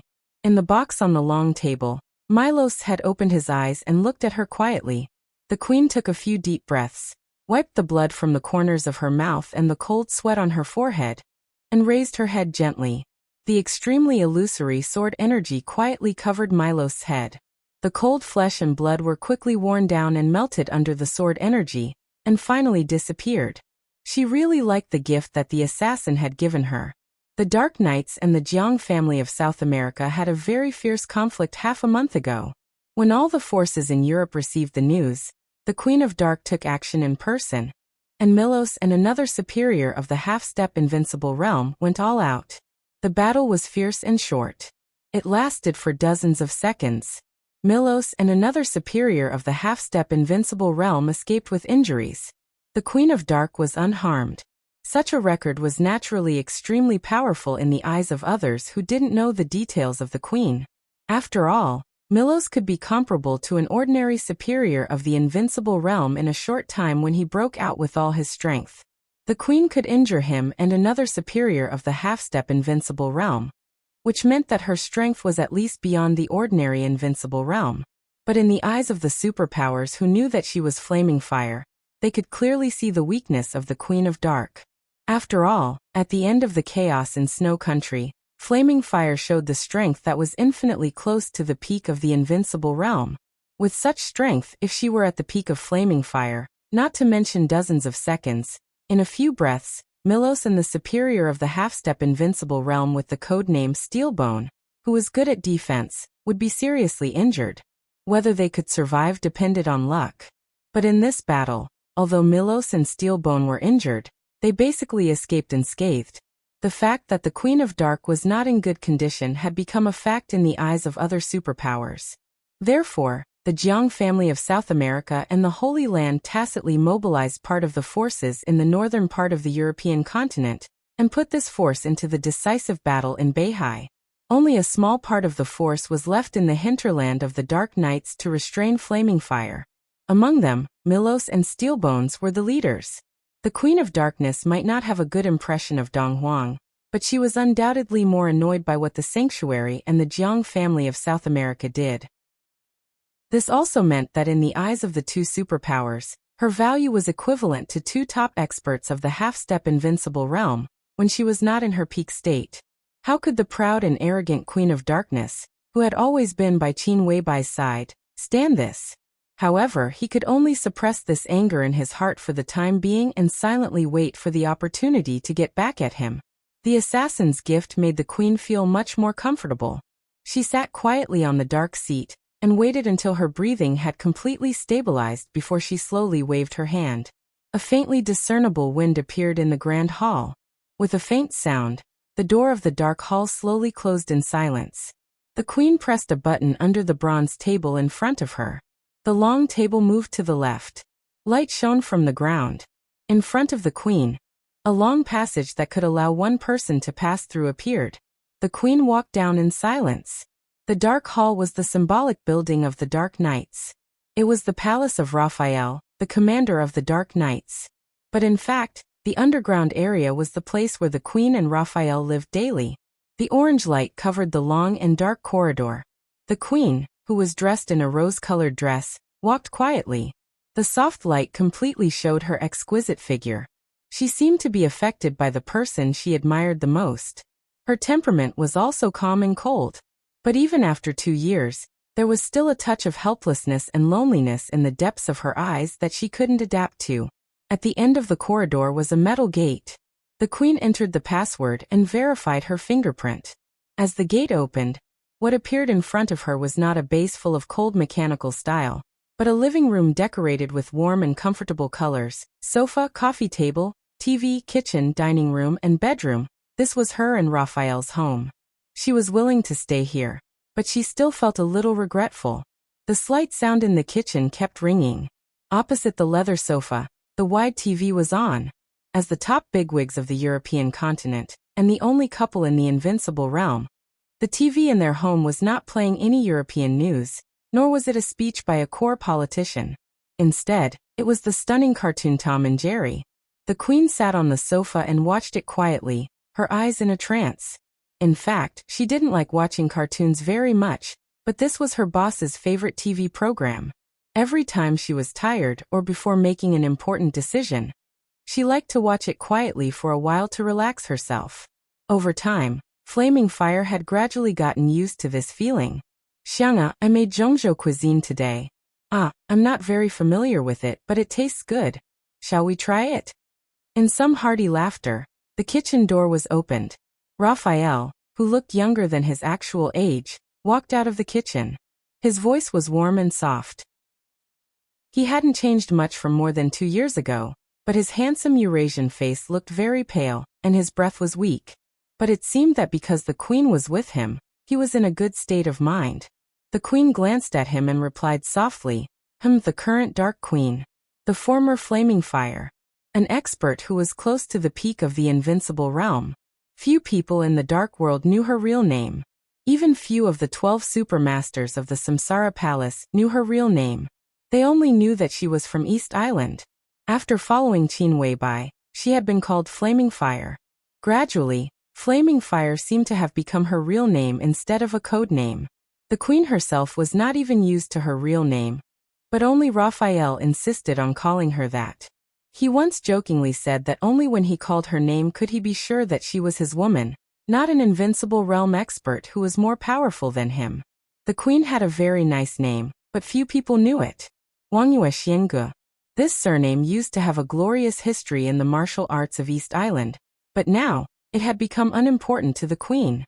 The assassins contacted me. Wuxia walked into the dining room and sat down. It seemed that he spoke casually.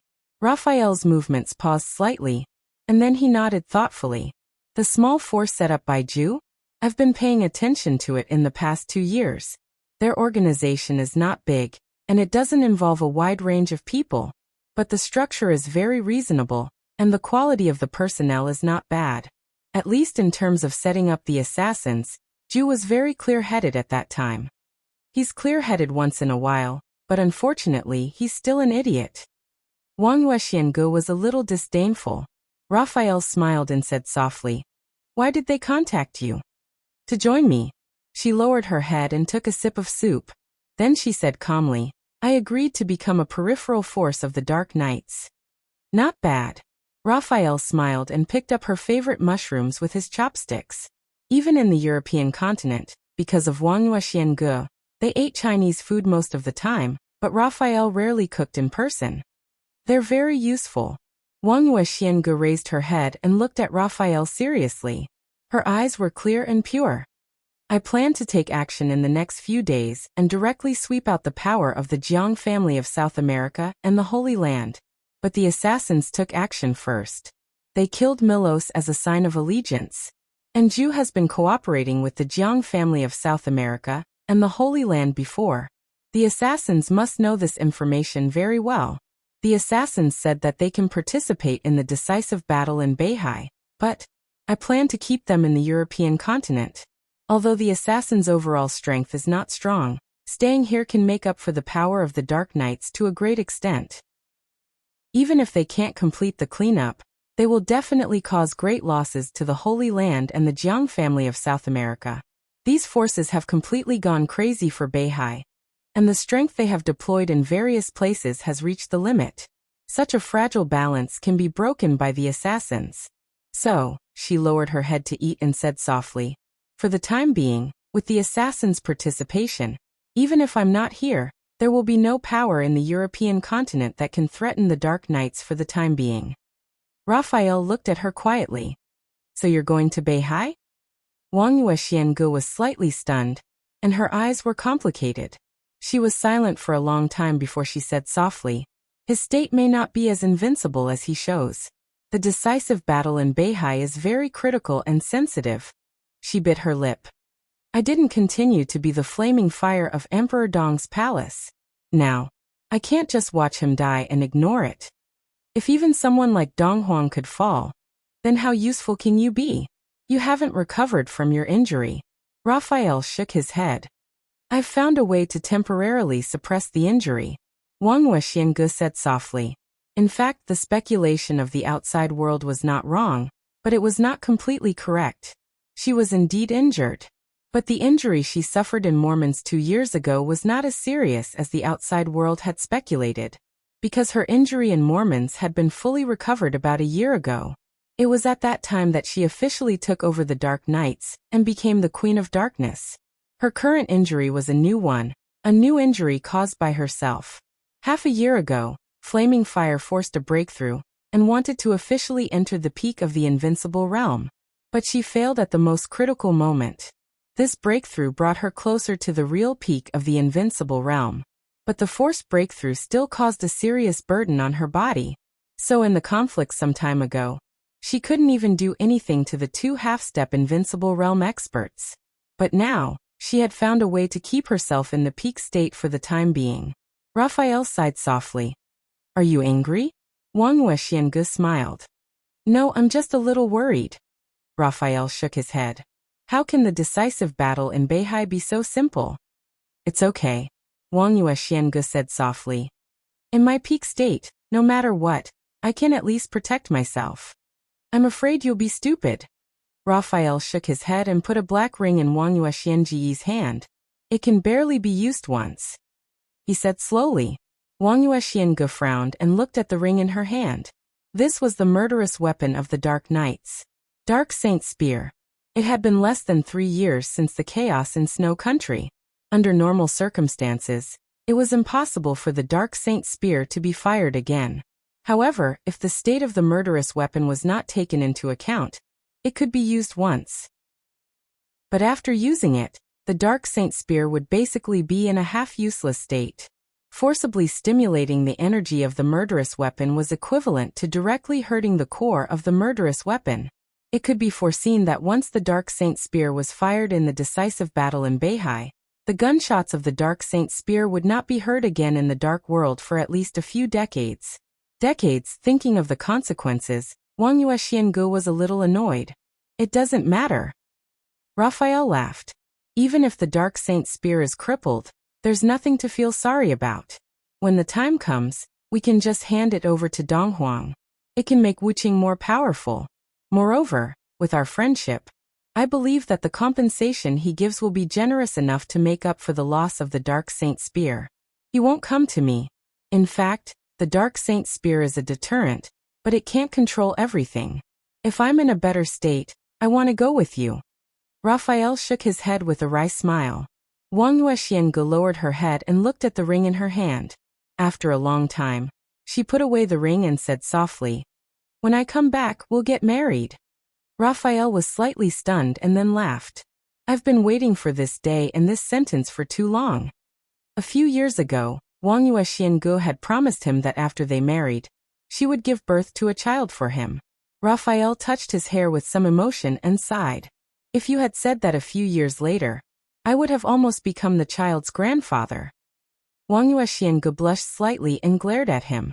Flaming Fire was 35 years old this year, while Raphael was 47 years old. In terms of age, Raphael, who was 12 years older than Wang Yuexiangu, really couldn't afford to wait. Wang Yuexiangu combed her hair and said softly, "Wait for me to come back." After the destruction of the Samsara Palace, she did not stay in Emperor Dong's palace. Even in the 2 years since she came to the Dark Nights, she had never contacted Emperor Dong's palace. But in any case, she couldn't just watch Li Tianlan be in danger and do nothing. During the time when she was delayed in the northern part of the European continent, she had been studying ways to suppress her injury. Originally, she had planned to forcibly suppress her injury and directly kill the forces of the Jiang family of South America and the Holy Land here. Then, she would let the Dark Knights shrink. She would go to Beihai and come back quickly. But now with the addition of the assassin, everything became very simple. She had to go to Beihai. A large part of the reason was because of the friendship between her and Qin Weibai, but also because of Li Tianlan. Wang Yuexiangu raised her hand. An extremely illusory sword light appeared on her fingertips. Real and illusory. Day and night. The martial arts of the chosen one. In fact, she was also qualified to be called saint. In terms of strength, she was even more qualified than saint. Because like the current saint, she could become a superior of the invincible realm, because she also learned Dongcheng Huangtu's kendo. She needed Li Tianlan's guidance when she was only a step away from the peak of the invincible realm. Chapter 966. Yunguang was the nearest county to the capital of Beijiang, and also one of the largest encampments of the Beijiang army. Considering the environment of Beijiang, Yunguang was developing well.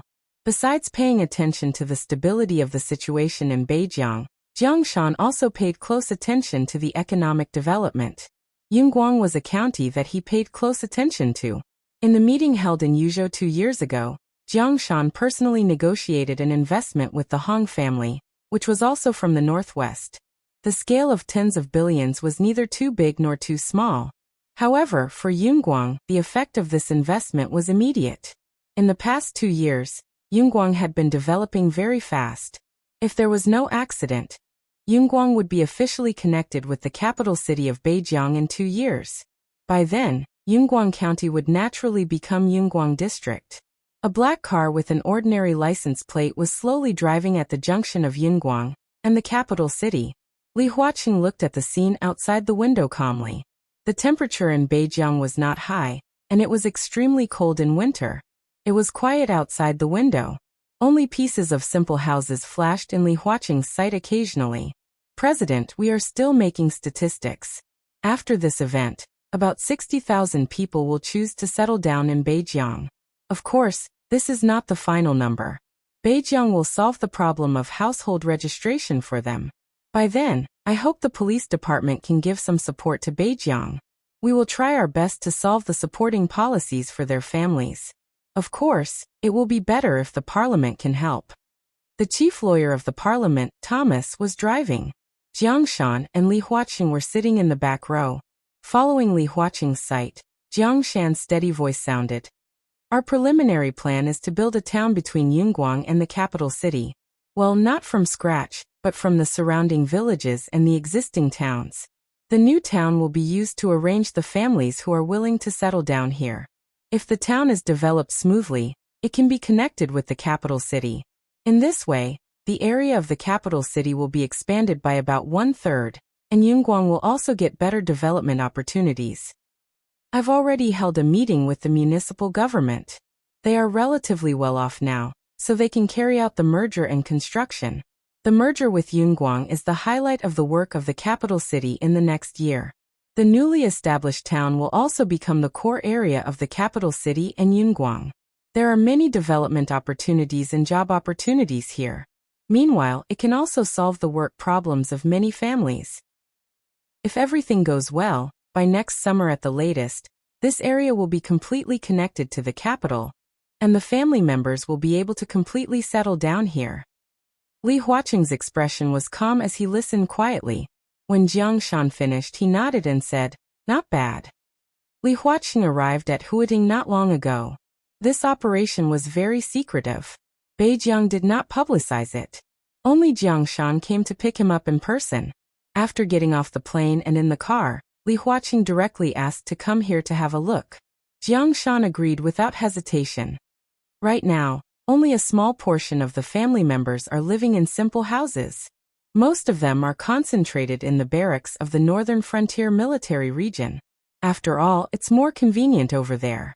The logistics work hasn't been delayed, and there's still a good guarantee in terms of supplies. Li Huaqing nodded but still didn't speak. Their car had just driven over from the camp, so he naturally saw the current state of the family members. Jiang Shan also fell silent and didn't say anything. The atmosphere in the car was so oppressive that it almost froze. Ma Si pretended to be calm as she drove. Her palms were sweaty because she gripped the steering wheel too hard. At this moment, it was completely nonsense to say that he was not nervous. From the beginning, he didn't want Li Huaqing to come to Beijiang. In his opinion, this was completely risking himself. Jiang Shan's position was unclear. If he really committed treason, the consequences of Li Huaqing's trip would be really unpredictable. From the worst perspective, if Jiang Shan was really crazy enough to dare to attack Li Huaqing, then it would be almost impossible for Li Huaqing to leave Beijiang. As for the consequences, no matter what the consequences were for Jiang Shan, it had already happened. For people, even if all the Jiang family members were killed, it had little to do with him. Li Huaqing glanced at Ma Si intentionally or unintentionally, then turned his head, looked out of the window calmly and said slowly, "Tell me what you think of the Beijiang army." Jiang Shan's eyebrows slightly trembled in an instant. Only those who knew him very well could see his movement. This was a sign that he was completely focused. For him, Li Huaqing's words were basically equivalent to a formal negotiation. The Beijiang army. He subconsciously sat up straight. After nearly half a minute of silence, he slowly said, "The overall strength of the army is now very serious. The main problem is the people's hearts. Huang Tong has gone too far this time, and the chaos a few days ago has also caused great harm to many people's hearts. Of course, His Majesty's handling is very good. If he hadn't urgently executed those high-level officials, I'm afraid things would have developed to the point where no one could clean them up, and even brewed into a huge and tragic social problem. It's just that His Majesty Dong Huang is too decisive. The Beijiang army is now in a state of no high-level officials, and it's a mess inside.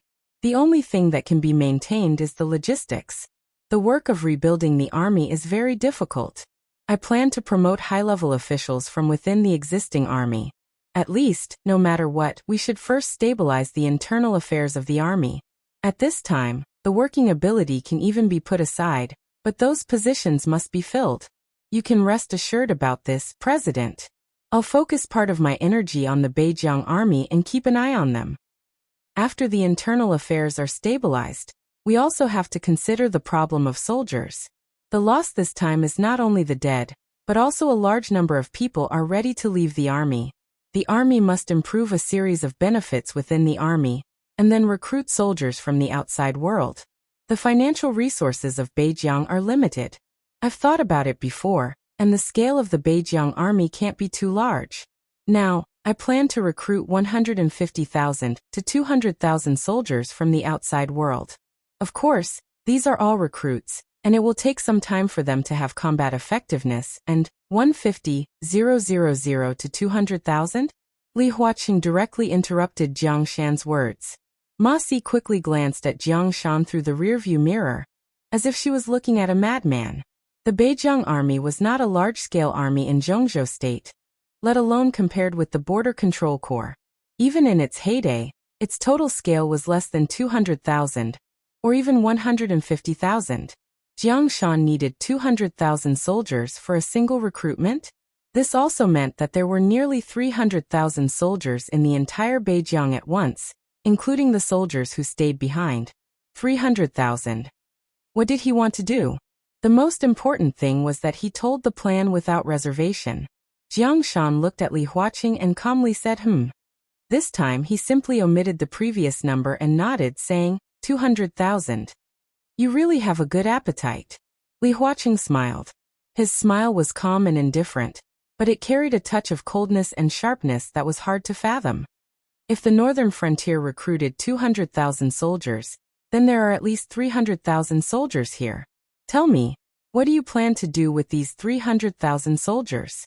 Who are they going to fight against?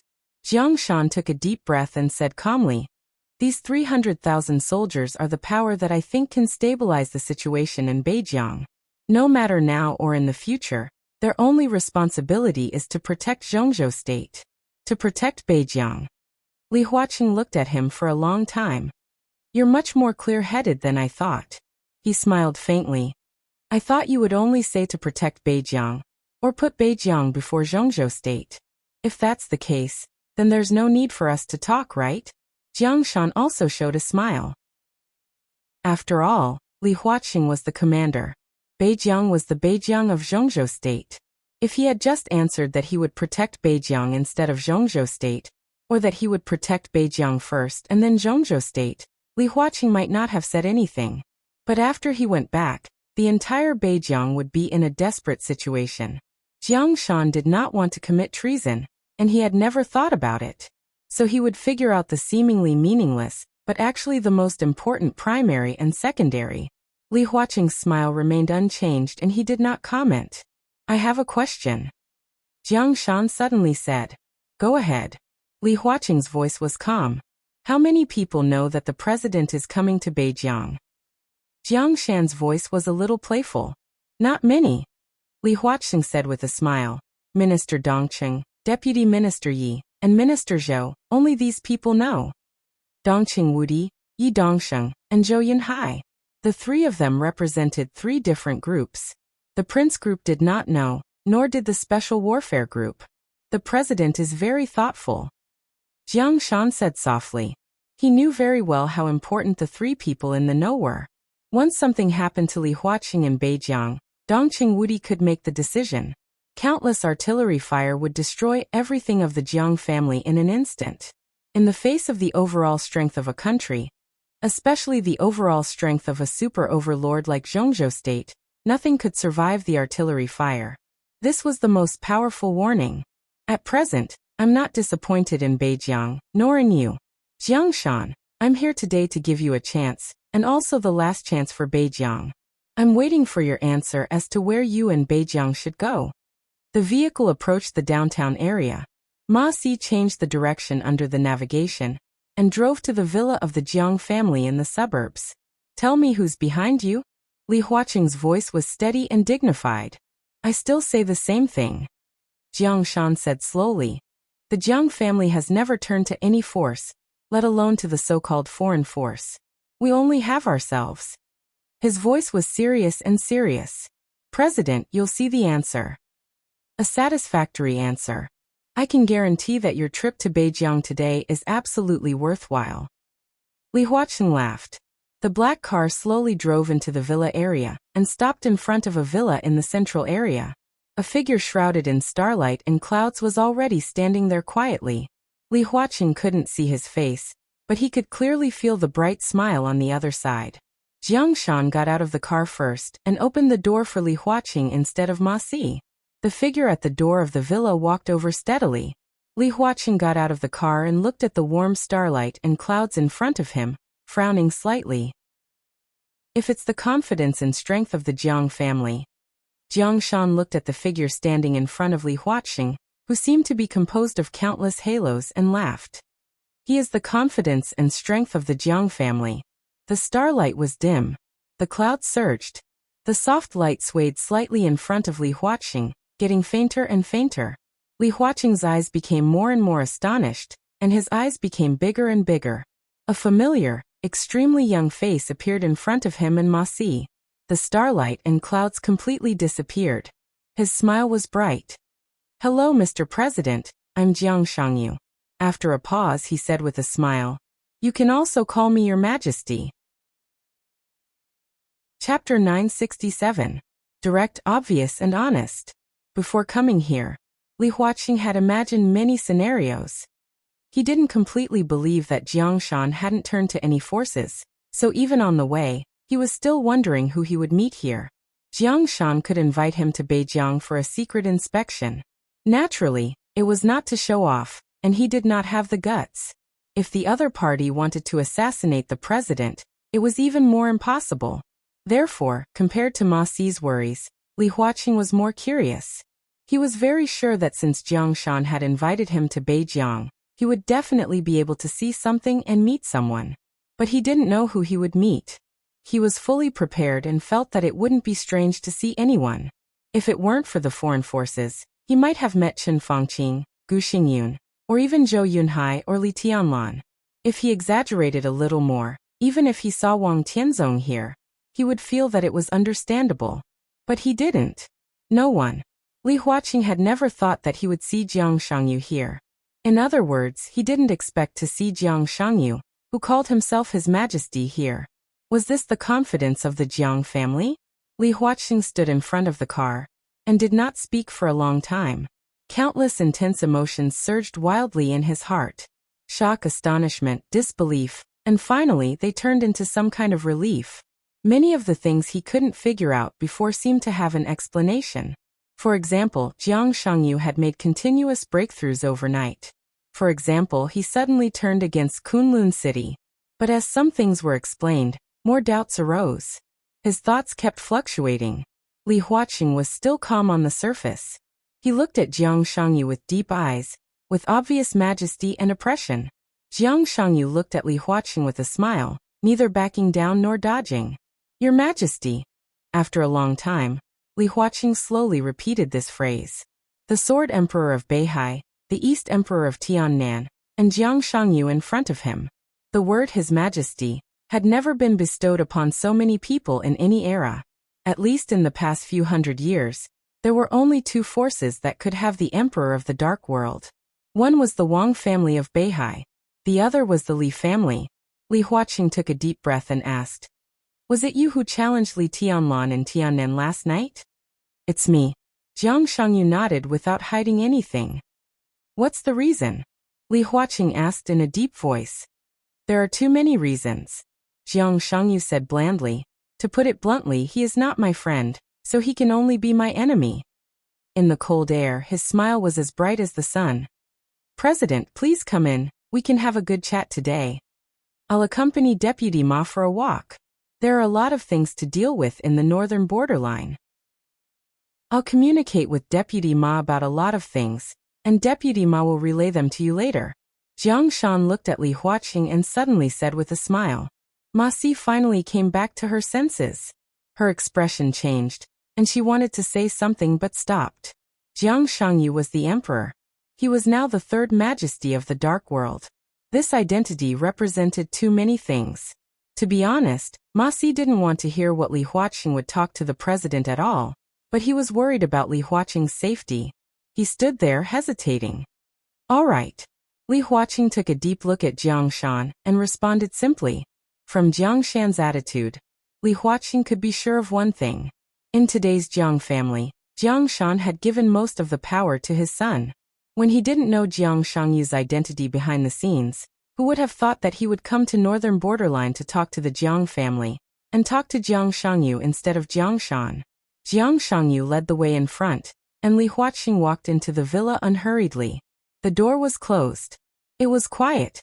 The faint fragrance of tea floated gently in the hall. Li Huaqing sat on the sofa with a calm expression and looked at Jiang Shangyu. It's said that this is your favorite Longjing. Jiang Shangyu smiled and poured a cup of tea for Li Huaqing.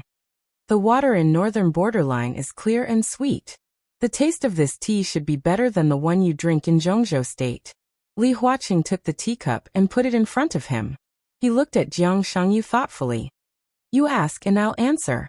Jiang Shangyu calmly changed the honorific to a simple you. Li Huaqing wasn't surprised by his attitude, but it was obvious that he still didn't understand what he saw. He unconsciously picked up the teacup and took a sip of tea. After a long time he slowly asked, How did you do it? Jiang Shangyu was a little confused.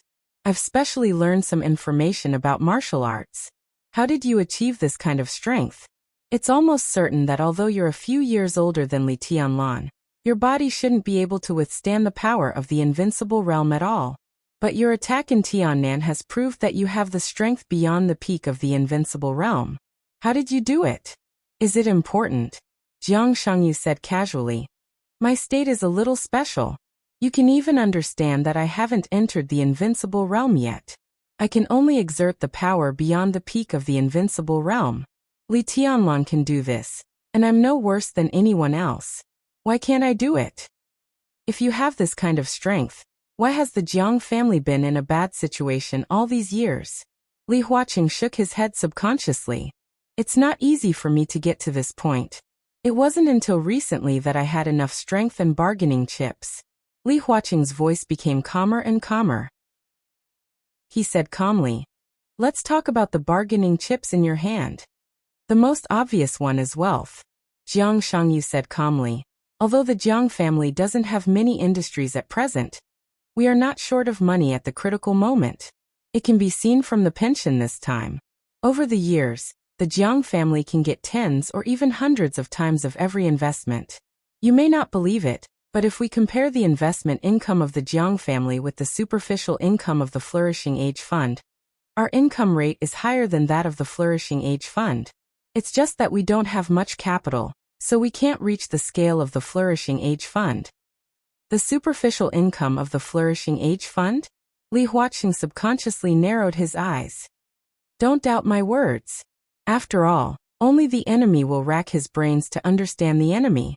According to my understanding, what the Flourishing Age Fund shows now is definitely not their complete scale. Although the Samsara Palace was destroyed, the main body of the Samsara Palace didn't suffer much damage. Their main body should be the Flourishing Age Fund. What the Flourishing Age Fund has exposed now is probably only 1/3 of their total scale, no more than half at most. Jiang Shangyu said calmly. What about you? Li Huaqing asked. How much have you exposed? How much have you hidden? So far I haven't exposed anything, Jiang Shangyu said with a smile, but in front of the president, I'm willing to be honest for once. He opened the drawer and took out a folder that was stuffed full. The current industry situation of the Jiang family is here. In fact, my father is right. The Jiang family has never betrayed Zhongzhou State from beginning to end. You said that we turned to foreign forces, East Island, the Jiang family of South America, the Holy Land, any force. This is not accurate. Jiang Shangyu said calmly. To be precise, these foreign forces turned to me. And today, Jiang Shangyu stared into Li Huaqing's eyes and said word by word, with all the bargaining chips of our Jiang family, we plan to turn to you. Chapter 968. The so-called heartbeat was an irresistible feeling. It was like staying at home and suddenly someone knocked on your door with a lot of money. It was like walking on the street, and suddenly there were countless beautiful girls who wanted to be your girlfriend. It was like, unable to resist. Even if he knew there would be a trap. Li Huaqing felt the same way. The Jiang family wanted to take all its chips to the academics. Even if Li Huaqing was a fool, he knew what this meant. As a supergroup that occupied the president's position, the academics was not strong most of the time compared with the Southeast group and the Prince group. The reason why the academics could get to where they were today was largely because of Li Huaqing's wisdom. Before Li Huaqing became a director of Zhongzhou State, although the academics was also one of the 6, its overall scale was even less than that of the North group. It was a miracle that he could become the president of Zhongzhou State. It had a short development time, no foundation, no strong connections, no support from the top class, and no experts. This was the current situation of the academics. In recent years, the academics had developed rapidly and could vaguely compare with the Southeast group and the Prince group. Especially in the game of the past 2 years, as the Southeast group and the Giant group reshuffled, the academics had gained a lot of benefits from it. But the main reason for all this was that Li Huaqing was the president. If he were to step down from this position, the academics would not have the strength to replace his position. This also meant that the academics could at most have 1 or 2 directors, and the major groups would also join forces to squeeze the academics' living space in order to have a greater say. At that time, the strength of the entire academics would continue to be lost. In their current state, their scale might be only a little larger than the North group. This was an unavoidable rule for any group. The rapid development after getting this position, and the suppression after losing this position. The 6 had all encountered such a situation. The only difference was that giants like the Southeast group and the Prince group, even if they were squeezed early, they could have more chips to balance the deal and would suffer less loss. The academics did not have such chips at present. Although Li Huaqing would still be re-elected this year, he had to plan for 5 years later. If Jiang Shangyu really took refuge with the academics, Li Huaqing's eyes became extremely deep in an instant. Jiang Shangyu pushed the folder in front of him toward Li Huaqing. Li Huaqing watched this scene quietly. For a moment, he felt that the folder was shining with a light that he couldn't look at directly. This is an obvious benefit. If Jiang Shangyu turned to the academics, what benefits would the academics get? The term rely on was very interesting. Not cooperation, not allies. Seek refuge. The Jiang family of South America, Knights Templars, and Jifeng Sword Reigning School turned to Jiang Shangyu. Jiang Shangyu turned to the academics. This also meant that as long as the academics accepted Jiang Shangyu, it was equal to accepting the foreign network behind Jiang Shangyu. If these hidden pawns played well, they could often play a role that could not be ignored in the deadlock of international games. This meant that these forces would become the peripheral forces of Zhongzhou State. Strictly speaking, they were the peripheral forces of the academics. The Jiang family of South America was a superpower. Even if the Divine Sanctum left the sanctuary, it could still be considered a first-tier force like the Jifeng Sword Reigning School. The Southeast group had the Wang family of Beihai, whose network was all over the world. Now the academics only needed to accept Jiang Shangyu, and the disadvantages in this regard could be greatly made up. Secondly, it was the secret industry of the Jiang family. Li Huaqing didn't know how many secret industries the Jiang family had now, but these could be regarded as the overall strength of the academics. The importance of money to a group was self-evident. Behind every group, there was incomparably strong capital support. Otherwise, the Flourishing Age Fund would not have developed to this extent. And if they accepted Jiang Shangyu, the shortcoming of the academics without experts would immediately disappear. Jiang Shangyu, who called himself His Majesty, was even a super expert who could fight against Li Tianlan at this stage. The lack of their own experts had always been a pain in the heart of the academics. There was no need to say more about the Southeast group. With the Wang family of Beihai, their experts had always stood at the peak of the Dark World. The Prince group also had the support of the Special Warfare group. Even though the relationship between Gu Xingyun and them had gradually drifted apart over the years, the two sides always had the same general position. And before the appearance of Li Tianlan, Mount Shu could also be regarded as the power of the Prince group. Even the Giant group had Jade Pool behind it, which had produced several experts of the Invincible Realm. Only the academics could not produce decent experts. Without experts, It meant that it was difficult for the academics to intervene in the affairs of the special warfare system of Zhongzhou state. It also meant that they had given up the interests of the dark world. The Wang family of Beihai was stabilizing its internal affairs. Emperor Dong's palace was rooted in Tiannan. Gu Xingyan was now caught in the storm of treason, and his prestige was ruined. He had no time to take care of himself. At this time, if the academics could get a super expert who could rival Li Tianlan, Li Huaqing, who occupied the position of president, could make Jiang Shangyu the new god of war of Zhongzhou state after Gu Xingyun. And with the existence of Jiang Shangyu, the Wang family of Beihai and Emperor Dong's palace could be more balanced. This choice was undoubtedly much better than choosing Lin Yuxian. After all, even if Lin Youxian's position was not mentioned, at least Zhongzhou state still needed to wait for Lin Youxian's growth. Similarly, as the Jiang family turned to the academics, Beijiang would also become the academics' possession. As a senior member, Jiang Shan could also bring great help to the academics. All of them were benefits.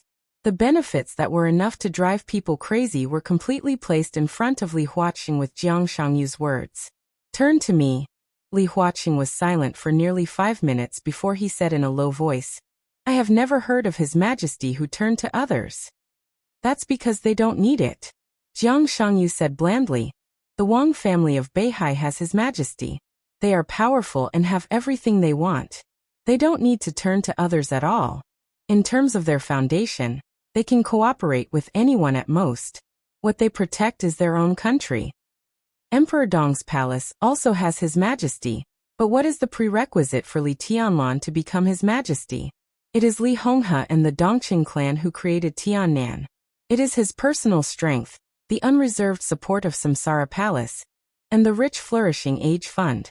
The Jiang family doesn't have these things. The so-called His Majesty can only be an empty shell. Except for my own combat capability, I have nothing that can compare with Emperor Dong's palace, let alone the Wang family of Beihai. If I want to survive, I can only turn to the academics." Li Huaqing leaned on the sofa, looked at Jiang Shangyu's expressionless face, and said slowly, "What do you want?" "I don't want anything." Jiang Shangyu laughed. "The Jiang family doesn't want to be a dog at others' feet, nor do we want to be cannon fodder." Li Huaqing gently tapped the armrest of the sofa and understood what Jiang Shangyu meant. They didn't want to be a dog or cannon fodder. He looked at this sentence from another angle. That was Jiang Shangyu wanted to be on the same side as the academics. "Tell me about your plan." Li Huaqing was non-committal. "After the final battle in Beihai, Li Tianlan is very likely to die. My force will officially appear in Beijiang, and the Jiang family will officially appear in front of everyone. And Beijiang. In order to dispel other people's doubts, I hope the academics can nominate the new commander of the Beijiang Legion. In addition, I hope my father can still stay in Beijiang." The nomination of the commander of the Beijiang Legion by Li Huaqing was tantamount to announcing the close relationship between the Jiang family and the academics to the outside world. Letting Jiang Shan stay in Beijiang would undoubtedly further stabilize the situation. Li Huaqing took a deep look at Jiang Shangyu. The meaning of this sentence was equally clear. Beijiang could belong to Zhongzhou state or the academics, but it must belong to the Jiang family. "Okay." He nodded. Jiang Shangyu also nodded and didn't speak. This seemed to be his only request. It was almost no request. Li Huaqing took a deep breath, stood up, and took the initiative to reach out his hand. "Then the academics welcome you, Your Majesty Jiang Shangyu." He agreed to join the Jiang family. From the beginning to the end he did not mention the final battle in Beihai, nor did he mention the appointment with Li Tianlan 3 days later. "Thank you." Jiang Shangyu smiled and reached out his hand. "President, do you like the great mountains and rivers in Beijiang?" At 5 o'clock in the afternoon, Li Huaqing finally walked out of the villa. Jiang Shangyu personally sent him out of the villa. The two said goodbye in front of the door and shook hands vigorously. Ma Si, who had received the news 10 minutes in advance, drove the car over and opened the door for Li Huaqing. Li Huaqing got into the car, rolled down the window, and waved to Jiang Shan and Jiang Shangyu, who were standing quietly outside the window. Then the car started and slowly headed for the airport. Except for him and Jiang Shangyu, No one knew what they had talked about in nearly 4 hours, and what kind of deal they had reached. Ma Si wanted to say something but stopped several times. In the end, he didn't say anything. He actually wanted to know the content of the conversation between the president and Jiang Shangyu, but he was very clear that it was not necessarily a good thing for him to know these things. How was your chat with Jiang Shan? Li Huaqing seemed to be in a good mood. He glanced at Ma Si and asked with a smile. We had a good chat. We had a good chat. Ma Si laughed. Ha. Li Huaqing shook his head with a smile. What did you talk about? Ma Si drove the car, thought about it seriously and said dumbly. In fact, we didn't talk about anything. This inconsistent answer was actually not contradictory at all. One was the chief secretary of Zhongzhou State, and the other was a senior member of Zhongzhou State. Both of them could be said to be wily old foxes. When they sat together, there would naturally be no awkward silence, but they were absolutely adept at playing the official tone. They had a good chat, but even if they had a good chat for a day, they could have a good chat without saying anything substantive. Li Huaqing shook his head with a smile and did not speak. Ma Si thought about it and suddenly said, however, Speaker Jiang Shan seems to be very concerned about the future of Beijiang, and hopes that we can support it. In addition, he also mentioned some policies of Zhongzhou State in recent years, and expressed a lot of opinions. Li Huaqing paused and subconsciously narrowed his eyes. A sharp light flashed in his eyes. Then he nodded and said calmly, we should still support the northern borderline. The northern borderline army is a little sensitive now. After we go back, we need to choose a real capable general from within to be the northern borderline army's commander. Internally, Ma Si turned her head and looked at Li Huaqing in astonishment. There were two meanings in this. One was the internal of Zhongzhou State, and the other was the internal of the academics. If it was the former, Li Huaqing didn't need to tell him. This also meant that, would the academics take this extremely sensitive position? Li Huaqing nodded with a smile. You have been with me for many years. After the election, come down and have a look. Just come here and preside over the provincial government of Beijiang. Jiang Shan will support you. Ma Si's arm shook, and he couldn't come to his senses for a while. He had been with Li Huaqing for more than 10 years. At the level of governor, if he was demoted, he would at least be a border governor. People like him would generally have one or two better places to go. The best was naturally to be demoted to a remote and backward province and directly serve as a speaker. But such cases were rare. The second was to be demoted to various departments directly under Zhongzhou State as a minister, or the first deputy minister. Now Li Huaqing meant to let him be the governor of Beijiang? Although Beijiang was a little backward compared with Wuxia and Nanyue, it was the largest province in Zhongzhou State. The speaker had always been a member of parliament. There was no doubt that the governor of Beijiang was valuable. This could be said to be the best place for him. President. Ma Si's voice was a little hesitant. Li Huaqing glanced at him and nodded. From now on, the Jiang family is one of us. Ma Si took a deep breath subconsciously, and countless emotions kept rolling in his heart. The Jiang family was one of us. This news shocked him even more than Jiang Shangyu calling himself His Majesty. Don't feel wronged when you come to Beijiang. 5 years later, I will retire. At that time, Jiang Shangyu will probably be able to initially control Beijiang, and Jiang Shan will also let go of this place. At that time, the academics will fully support Jiang Shan to further become a director, and you will be the most powerful candidate for the speaker of Beijiang. Li Huaqing's voice was flat. Ma Si drove the car and was silent for a long time. If this was part of the deal, he pondered and gradually frowned. President, he whispered. The Jiang family's ambition seems to be a little too big. Man, Li Huaqing shook his head. Man's ambition is endless, but the most rational careerist always understands what he really needs. But there are always some people who have the ability, strength, means, and wisdom. But such people never really get what they want, so they will become very confused. They will instinctively want more, even want everything. He does have the ability, but he doesn't realize that his ability is great, but his ambition is greater, which is beyond his ability.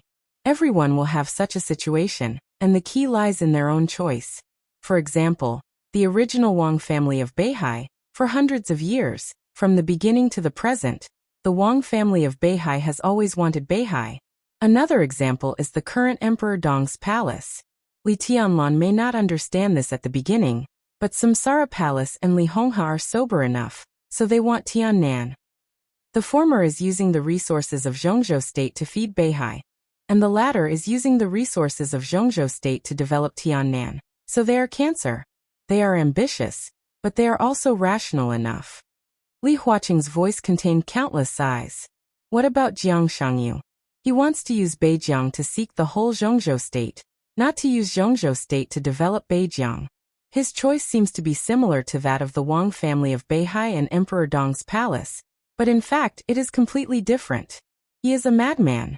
He may think he is very sober, but in fact he is crazy. I agree to let them join the academics and become one of us. But I can never let him hand over the future of Zhongzhou state and the academics to such a person. So I will show some attitude, but I can never give him too much support. The car drove slowly on the road. Li Huaqing looked at Beijiang outside the window and chuckled. The great mountains and rivers of Zhongzhou state. Do you deserve it? Chapter 969. The river was surging, and the wind and snow were howling. In the gloomy night, the lights of the city gradually lit up. The traffic was moving on the street. Looking down from a high place, the few pedestrians were like small black spots on the road. The wind and snow were swirling through the window. He stood in the luxury suite on the top floor of the hotel, and his eyes fell on the island in the center of the river. The exquisite island was still lit, but it was no longer brightly lit as it used to be. The lights flickered slightly in the darkness and the wind and snow, and some sparsely shone on the lake in the river. He looked at it silently and did not move for a long time. Such a Beihai. In the voice with a faint smile, Jianggua, the current patriarch of the Jiang family of South America, came over with 2 glasses of red wine. He handed one of them to him and sighed softly. Such a Beihai really deserves the title of the strongest force in the dark world. In terms of history, the history of the Jiang family of South America is longer than that of Beihai. To be honest, I used to be unconvinced of you. I always thought you were a group of nouveau riche praised by Zhongzhou state. You had the strongest sword emperor, the strongest murderous weapon, the freest system. All this was just good luck. In fact, at that time, I knew very well that the Jiang family of South America was not as good as you, but I was unconvinced. It was a very strange mentality, right? Jiang Guochu shook the wine glass in his hand with a smile, and looked at the brightly lit city under his feet. This is my first time to Beihai. Such a Beihai is really prosperous. And desolate. Wang Xiaoyao held the glass and commented faintly. Jiang Guochu raised his eyebrows and seemed to be a little confused. When I was young, I learned the saber from an old man on that island. Wang Xiaoyao whispered. Jiang Guochu said thoughtfully, Heaven Saber DK. The strongest expert of the Wang family of Beihai in the past generations was the peak expert of swordsmanship, but Wang Xiaoyao was an anomaly. Since he was a child, he had been learning the saber. The Jiang family of South America naturally had information in this regard, but it was not very detailed. Yes. Wang Xiaoyao whispered. After the old master died in Li Tianlan's hands, the Kanglan Jiang family began to decline. Now. He shook his head and said, Beihai is indeed very prosperous, but the soul of Beihai is Mount Dibing, and the core is the 7 sword-holding families. According to the intelligence, my good nephew has moved all the important figures of the 7 sword-holding families out of Beihai province. And even some important figures of Mount Dibing are no longer in Beihai. Now those who are left are the combatants of Mount Dibing and the sword-holding family. This is undoubtedly the worst plan. This Beihai has lost most of its soul and core. It looks prosperous on the surface, but in fact, it is desolate. There was an elusive emotion in Wang Xiaoyao's voice. Do you mean that Wang Xingxiao's decision is stupid? Jiang Guochu laughed. Incorrigible stupidity, Wang Xiaoyao said flatly. It's simply superfluous. If North Sea is gone, what's the use of those who left North Sea? Such behavior, other than lowering our own morale, it won't have any positive effect. However, this is a good thing for us. Indeed. Jiang Guochu took a sip of red wine and said with a smile, In all of our eyes, Wang Shengxiao is still too young. In the case of Sword Emperor's silence, you are the most suitable candidate to be the new patriarch of the Wang family of Beihai. What a coincidence, I think so too. Wang Xiaoyao raised his glass and gently touched Jiang Guochu's glass. The two looked at each other and smiled. In an invisible tacit understanding, Wang Xiaoyao said slowly, I hope we can cooperate happily in the future. Although the alliance established by the Jiang family was still in a hidden state, the contact between several superpowers had become more and more frequent. If everything went well, after the final battle of Beihai, Wang Xiaoyao would become the new patriarch of Beihai. With the resources and foundation of Beihai, most of the superpowers needed them. The Jiang family of South America also urgently needed some of the technologies of the Wang family of Beihai in some fields. Similarly, Wang Xiaoyao also needed the superpowers. The alliance of the Jiang family did not have a clear superior and subordinate relationship, but was purely bound by interests. As long as the interests were large enough, the alliance between multiple parties was unbreakable. How is South America? Wang Xiaoyao asked suddenly, playing with the red wine glass in his hand. Still in a stalemate. Jiang Guochu shook his head. But Lin Fengting has appeared in South America. It's certain that he won't appear in the final battle of Beihai. After all, South America is my base camp. We're still sure that we can contain him there. Wang Xiaoyao was silent for a while, then took a deep breath and said, If Lin Fengting doesn't come, our pressure will be much less. That's true. But the European continent. Jiang Guochu gritted his teeth, and his face became a little gloomy. Milos, the top expert of the half-step invincible realm of the Jiang family of South America, who could even be said to have the combat capability of the invincible realm, died in the European continent. It could be said that it was the biggest loss of the Jiang family of South America, since it participated in the final battle of Beihai. The chief executioner of the Jiang family of South America could almost be said to be Jiang Guochu's real right-hand man. Every time Jiang Guochu thought of it, he felt a pain from the bottom of his heart. With the death of Milos, the news that the assassin had turned to the Dark Knights had spread in the European continent. The Dark Knights were still very quiet, but the situation in the whole European continent had become more and more tense. They all knew the identity of the Dark Queen. So once the stalemate in the European continent was broken, the Dark Queen's position didn't need to be considered at all. She was also an expert close to the peak of the invincible realm. If she could spare some time to rush to Beihai, Emperor Dong's palace could be said to have an extremely powerful reinforcement out of thin air. Flaming fire. Wang Xiaoyao's eyes were a little complicated. He seemed to remember the days when he used to crazily pursue Qin Weibai, but got no response. A trace of extremely powerless bitterness flashed in the depths of his eyes. Then he slowly shook his head. It's too late. Flaming fire can't get here in time. The Dark Knights suffered heavy losses in the chaos of Snow Country. The addition of an assassin won't have a big impact. If Flaming Fire wants to take action, she must act quickly and get rid of the power of the Jiang family of South America, the Holy Land, and Snow Country. She was originally injured.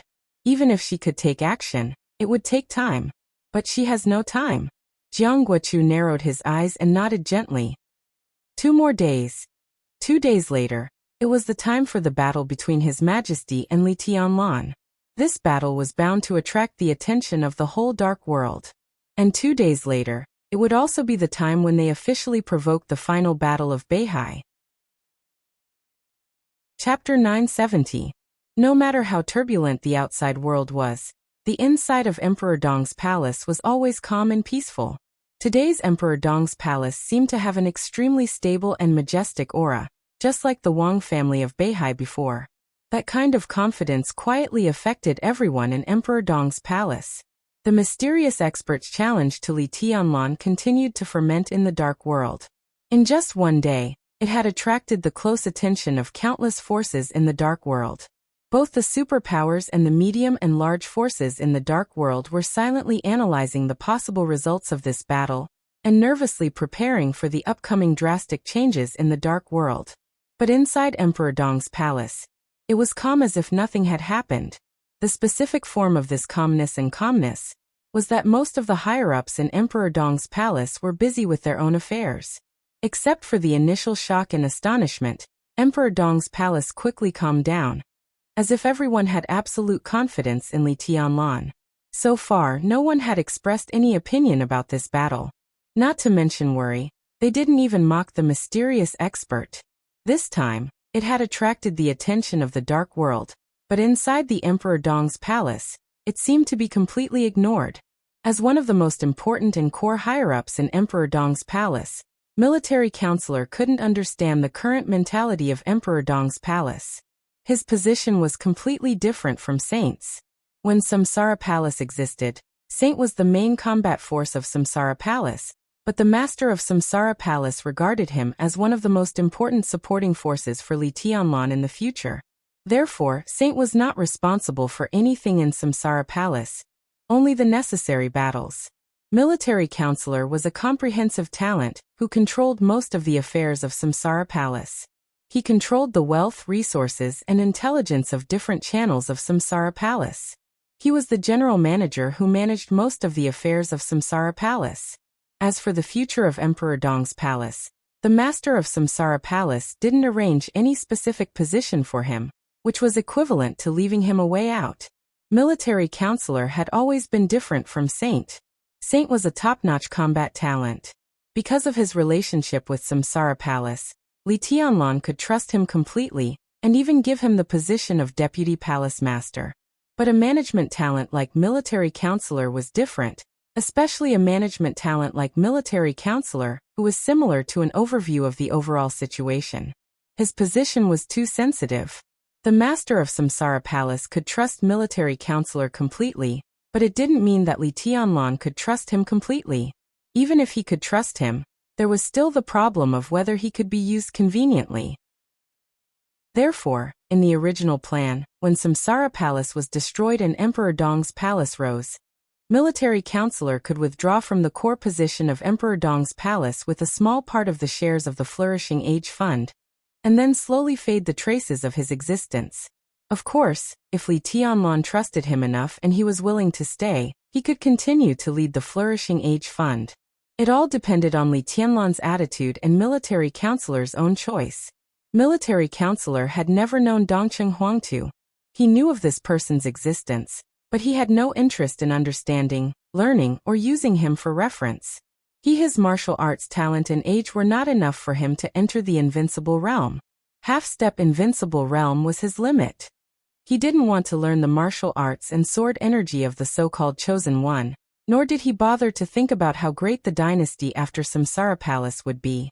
All his thoughts were on the development of Samsara Palace, and all his loyalty was to the master of Samsara Palace. He didn't know Dongcheng Huangtu, which meant that he didn't know Li Tianlan. The scenery after the Invincible Realm was extremely strange to him. The strength after the peak of the Invincible Realm had become very vague to him. Therefore, when a mysterious expert who had surpassed the peak of the Invincible Realm personally delivered the letter of challenge to Li Tianlan, it was really hard for him to understand how the whole Emperor Dong's palace could completely ignore him. This kind of detached mentality, which regarded the heroes of the world as non-entities, made Military Counselor instinctively feel a little uneasy. He might not know much about the ultimate martial arts of this era, but at least he could know that Li Tianlan hadn't really set foot in that supreme realm. At most, he had broken through the peak of the Invincible Realm. Facing the challenge of a super expert in the same realm, the whole Emperor Dong's palace seemed to have underestimated the enemy. Was he arrogant? Was he arrogant? Military Counselor hesitated for a day, and finally found Saint on the evening of the second day, after the letter of challenge was issued. He still didn't want to communicate with Li Tianlan directly about many things. He would avoid it if he could.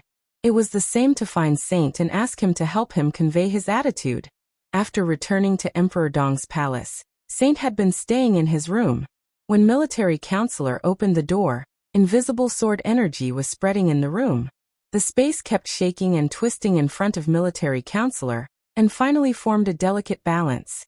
Saint, who was a little pale, was staring at the middle point of the space distortion. He frowned tightly, and his eyes were solemn and serious. Military Counselor stood at the door and frowned, but he didn't want to leave. Military counselor glanced at him and gently flicked his fingers. The constantly spreading sword energy in the room slowly shrank.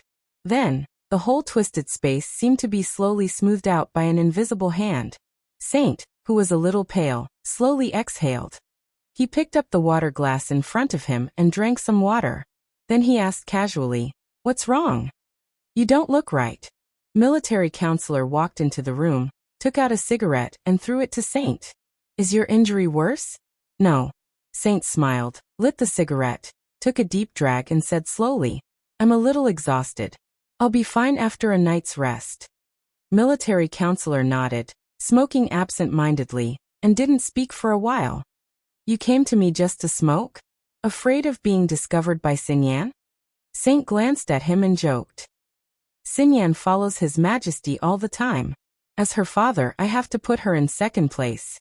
Military counselor shook his head with a bitter smile. He hesitated and said slowly, "Did His Majesty go to the city hall today?" "He came back after lunch. Mayor Ning is very capable, and there's not much for His Majesty to worry about in the city hall." Military counselor said, "What about now? He should be talking to Du Hanin and Su Chu. They will secretly leave Beihai tonight and go to East Island. The new Nightmare Army has begun to gather people. If everything goes well, I'll set off tomorrow afternoon." Saint glanced at him. "Tomorrow afternoon? To East Island?" Military counselor frowned. Saint nodded. "Do you have a different opinion?" "The day after tomorrow, Jiang Shangyu will challenge His Majesty. Are you going to East Island tomorrow?" Military counselor said in a deep voice. "Yeah." Saint smiled. Looking at military counselor's expression, he seemed to understand something. "There's nothing to worry about." "Why? Are you worried that His Majesty will lose? He's not really invincible yet. Aren't you worried at all?" Military counselor took a deep breath and asked slowly. "He can do it." Saint said blandly, "His Majesty can't lose. In other words, Jiang Shangyu has no chance at all." "By being ruthless?" Military counselor smiled with a complicated expression.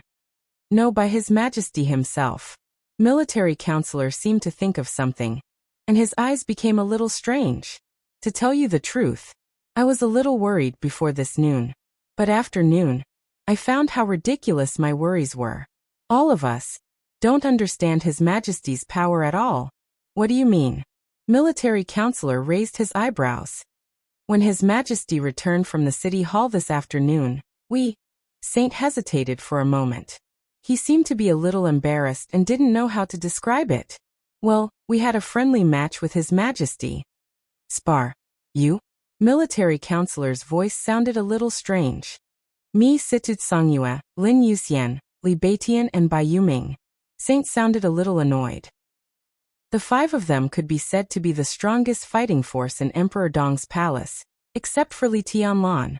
2 were in the invincible realm, and 2 were in the half-step invincible realm. Li Beitian, who had the lowest realm, also had the strength of the half-step invincible realm. "It's not a tag team battle," Saint said hoarsely, 5 against 1. "What was the result?" The military counselor's voice became more and more strange. "The result?" Saint sounded like he was having a toothache. 1 minute and 30 seconds. "The 5 of us were defeated." The military counselor let out a long "oh." He was silent for a moment before he slowly said, "So, do you think the 5 of you can rival Jiang Shangyu? Is that why you're not worried about the outcome of the battle?" "Of course not." Saint lowered his head and took a deep drag on his cigarette. His voice was in a trance, as if he was telling a nightmare. "The key is that in the friendly match just now, His Majesty suppressed his strength to the thunder-shocking realm. Not even the peak of the thunder-shocking realm. The 5 of us faced His Majesty of the thunder-shocking realm, and we were defeated in 1 minute and 30 seconds. Chapter 971. Military counselor didn't speak for 5 or 6 minutes. Saint sat opposite him and finished smoking the cigarette in his hand. He put out the cigarette butt and looked at military counselor silently, without speaking. Thunder-shocking realm. 1 minute and 30 seconds. Complete defeat. These words were very common when they appeared alone. But together, they brought an indescribable horror. Military counselor couldn't believe it. He even thought he had heard it wrong. Thundershocking realm? Military counselor asked again as if to confirm. Thundershocking realm. Saint nodded seriously. To be exact, this should be the state when His Majesty broke through to the thundershocking realm for the first time. His aura was unstable, and there was still the aura of the fire-flaming realm. But even so, we still lost. Military counselor's pupils dilated slightly. He opened his eyes and subconsciously raised his tone. How is this possible? You have 2 invincible realm experts. Not to mention others. You and Situtsongyue are 2 invincible realm experts. If His Majesty suppresses his strength to the thundershocking realm, he can't even break your defense. How did you lose? The corner of Saint's mouth twitched fiercely. Although the voice in his heart told him again and again that it was not shameful to lose to Li Tianlan, he still felt a little shameful when he thought of the scene a few hours ago. Saint didn't think he had to be invincible in the world. It was not that he couldn't lose, nor that he couldn't afford to lose. But losing in that way really made him feel a little ashamed. The problem is defense. So you mean that your Institute Sungyue's defense didn't resist His Majesty's attack? Military counselor seemed to have heard a joke and laughed. When did the defense level of the invincible realm become so bad? No matter how strong His Majesty is, he only has the power of the thundershocking realm. Strictly speaking, His Majesty, who just entered the thundershocking realm, has almost reached the level of the half-step invincible realm. Saint glanced at him discontentedly. But Situtsongyue and I joined hands, and Lin Yuxian and others assisted us. His Majesty did not break our defense, but it was precisely because he did not break our defense that we lost. Otherwise, even if we lost, it shouldn't be so ugly. What do you mean? Military counselor frowned and felt a little confused. Saint picked up the teacup and took a sip of tea. His eyes were a little dazed, and he muttered to himself, "Too fast." The corner of the military advisor's mouth twitched. He said helplessly, "Can't you be more specific?" "There's no way to go into details. I don't know what to say either." Saint tried hard to think about the incredible fight not long ago. He spoke very slowly. "Anyway, the moment His Majesty attacked, we subconsciously made a defensive move. After that, we no longer had the chance to attack. We kept defending, and after more than a minute, all of us used up our stamina, and even reached a state of exhaustion. That was the end of the sparring session." Obviously, he didn't want to continue this topic and shook his head fiercely. "We are not sure what the real perfect state of the Chosen One is. It was mentioned in the notes that the Palace Master gave me, but it was not clear. The time from Wang Tianzong's breakthrough to his termination was too short, so it was difficult to have a clear conclusion. Now, apart from Wang Tianzong, in terms of combat capability, His Majesty is undoubtedly the person closest to that level, and his physical state is too perfect. Whether it's strength or speed, relative to his physical strength, he has almost no flaws in all aspects, so there's no need to worry about Jiang Shangyu's challenge at all. I even think that if His Majesty goes all out, Jiang Shangyu won't even have a chance to resist. That's too exaggerated." Military advisor shook his head. "I guess only Emperor Dong's palace is so optimistic in the whole dark world." After the news of Jiang Shangyu's challenge to His Majesty spread, in such a short time, more than 40 second-class forces in the Dark World have accepted the employment of the Jiang family of South America, Knights Templars and East Island respectively, planning to directly participate in the final battle in Beihai. And this news was released a few hours ago. You should know what it means. The news of the final battle in Beihai didn't just appear in recent days. It had been brewing in the Dark World for a long time. It was only with the increasingly obvious actions of several superpowers that Beihai received more and more attention. Several superpowers had been secretly recruiting troops or hiring some other forces to go all out to invade Beihai. According to the information that military advisor had, before Jiang Shangyu challenged Li Tianlan, all the second-class forces hired by the superpowers added up. There were less than 20 of them. But since the challenge, more than 40 second-class forces were willing to join the final battle in Beihai. Jiang Shangyu's appearance undoubtedly greatly stimulated the confidence of many forces in the Dark World. This kind of employment at the level of the final battle often represented great benefits, and Jiang Shangyu's appearance also gave them the hope of victory. Many forces expressed their positions, which undoubtedly meant that they put their chips on the joint forces of Jiang Shangyu. In other words, they all agreed that Beihai and Emperor Dong's palace would fail in the final battle. Second-class forces in the Dark World. It didn't sound like much. The level of the superpowers didn't have a more authoritative confirmation, but there were some things that everyone in the Dark World recognized. For example, the Wang family of Beihai, the Jiang family of South America, the Shadow Throne, the Holy Land, and the Mecha Alliance and the Heroes Club that once existed. They had a long history and deep foundation. They had invincible realm experts, murderous weapons, and an unbreakable base camp as their foundation. Such forces were recognized as superpowers in the Dark World. The Purgatory of Heaven capital that first appeared in East Island more than 5 years ago, and the current Emperor Dong's palace, could barely be regarded as one of the superpowers.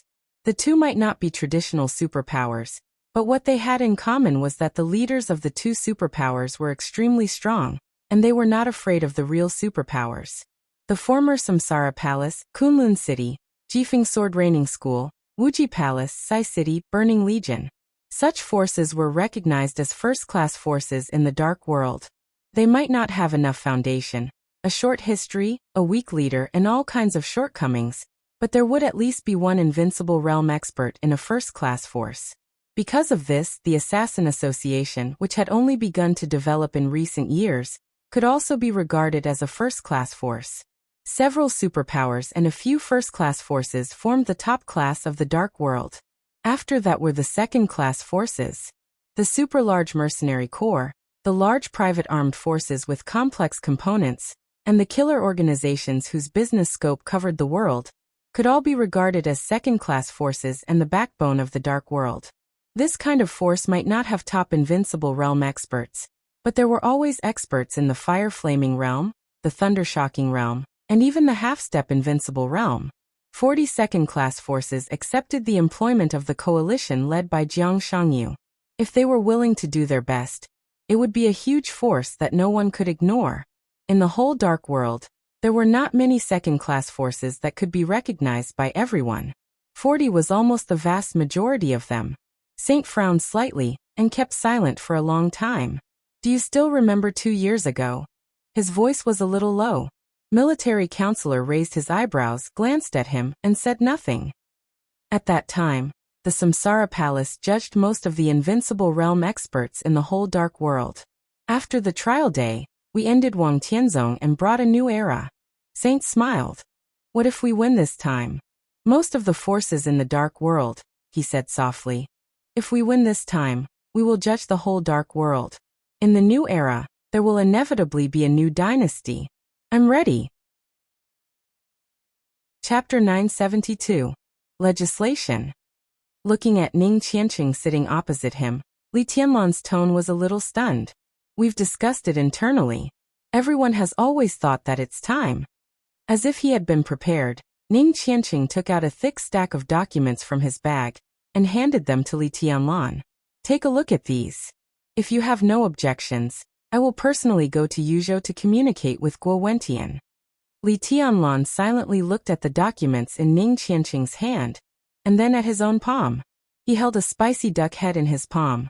Without disposable gloves, his fingers were all stained with oil. He was silent for a while before asking in confusion. What are you doing here today? Drinking. Ning Qianqing answered matter-of-factly. There were 7 or 8 exquisite side dishes in front of them, and a bottle of Maotai had been half empty. The scene in front of them was definitely not a report. When the two brothers were chatting, they talked about the future direction of Tiannan. On a whim, Ning Qianqing directly took out the documents that were strictly speaking not fully prepared from his bag. Now that we've talked about it, you should also take a look. This is one of the most important tasks in Xianyuan City in the next 3 years. Li Tianlan got rid of the duck head in his hand, wiped his hands, took the documents and glanced at them. The dense small words on the documents made him dizzy, as if he had drunk too much. He shook his head and put the documents aside. How many people are there in Xianyuan City now? Is it necessary to make laws at this time? I originally planned to wait until after the election, when everything would be settled and there would be more room for maneuver. But now it seems that we can do it a little earlier. The battle in North Sea is a key. After the battle, we can use your influence to promote the legislation in Xianyuan City. Ning Qianqing took a sip of wine and clicked his tongue. How can it be so easy to make laws? Councillor Guo Wentian of the National Assembly is one of the leaders of the Prince Group. It's not easy to get through him. This matter must have the support of the Assembly, at least the majority support. Xianyuan City needs our own laws. It seems easy to make laws, but the difficult part is to continuously revise and improve the laws after they appear. With repeated improvements, the legal system in Tiannan can slowly mature. This requires a process. Now it seems that there was indeed no need for Xianyuan City to pass laws in a hurry, but they had to prepare for a rainy day. By the time Xianyuan City and even the entire Tiannan City needs laws, our laws will be relatively mature. Otherwise, if we rush to legislate at that time, Tiannan will be in chaos for a period of time, and the development of the entire Emperor Dong's palace will be slowed down. Li Tianlan thought for a moment and looked at the information beside him. Which step are you ready to take now? The city hall has reached a consensus. In addition, we've greeted some people in Zhongzhou State. We've sent invitations to the top judges, lawyers, scholars, and professors in Zhongzhou State, and the feedback is good. If Emperor Dong's palace can support it, the city hall will set up a team in a short time. Qiuming will be in charge of the specific work, and I'll be in charge of the external affairs. From the very beginning, the system of Xianyuan City was essentially different from that of Zhongzhou State. There was no Speaker of Parliament here. The one with the highest power was the mayor. Below the mayor were the chief executive officer and the chief judge. The current chief judge of Xianyuan City, Lan Qiuming, was the person he personally asked for from the Zhongzhou State Police Department a year ago. And it was Zhou Yuanshan who strongly recommended him. It was Lan Qiuming's proposal that Xianyuan City prepared to legislate a few years earlier. Li Tianlan was silent for a moment. He picked up the information beside him and looked at it. He nodded and said, "It's ready. Let me know if there's anything I need to do." Actually, there is. Ning Qianqing laughed. I'll go to Yuzhou to set up a team and communicate with Guo Wentian. But I hope you can bring up the matter of Xianyuan City's legislation in the parliament. This matter must be high profile. No problem. Li Tianlan nodded carelessly. Well, there's one more thing. Ning Qianqing reached for the bag beside him again. Li Tianlan felt a headache and waved his hand. Just say it. I'm listening. He was very resistant to the information, especially the information of tens of millions of words. It was so dense that it made him dizzy no matter what. Ning Qianqing took out a pack of cigarettes from his bag and handed one to Li Tianlan. He threw the empty cigarette pack on the table into the trash can. You also have to think of a way to deal with the Ministry of Education. The construction of Xianyuan City is progressing well. Although many places are just empty frames, the construction plan has been approved by the City Hall. We have enough funds. There will be more and more construction teams all over the country, which means the construction speed will be faster and faster. By about August next year, the transformation of the entire city should be preliminarily completed. As for the old city, I plan to set up a campus including elementary schools, middle schools, high schools, and universities. So we need a lot of talents in education. It's not going very well at present. I mean, the first university in Tiannan may not be the most famous key university in Zhongzhou State in the short term, but it must have a few top-level majors. Only in this way can we attract some talents and fresh blood. In the next few years, the focus of Xianyuan City will be on the two fields of legislation and education. In the Ministry of Education, the academics have a great influence. I guess you'll need to talk to Hua Zhengyang this time, or directly communicate with the president. Okay. Li Tianlan nodded, raised his glass and clinked it with Ning Qianqing. From nothing to something, Li Tianlan drank up the wine in his glass and looked at Ning Qianqing with a smile. You've worked hard these 2 years. Not really. Ning Qianqing shook his head. There was a look on his face that Li Tianlan had almost never seen before. He was high-spirited and even full of lofty sentiments. It was a kind of restrained but extremely dazzling confidence, just like how Li Tianlan talked about martial arts. I like this kind of life. His smile was very calm. To change a city, to change a province in the future, and even to change a country in the future. To change the fate of countless people. Compared to martial arts, I prefer who I am now. From nothing to something.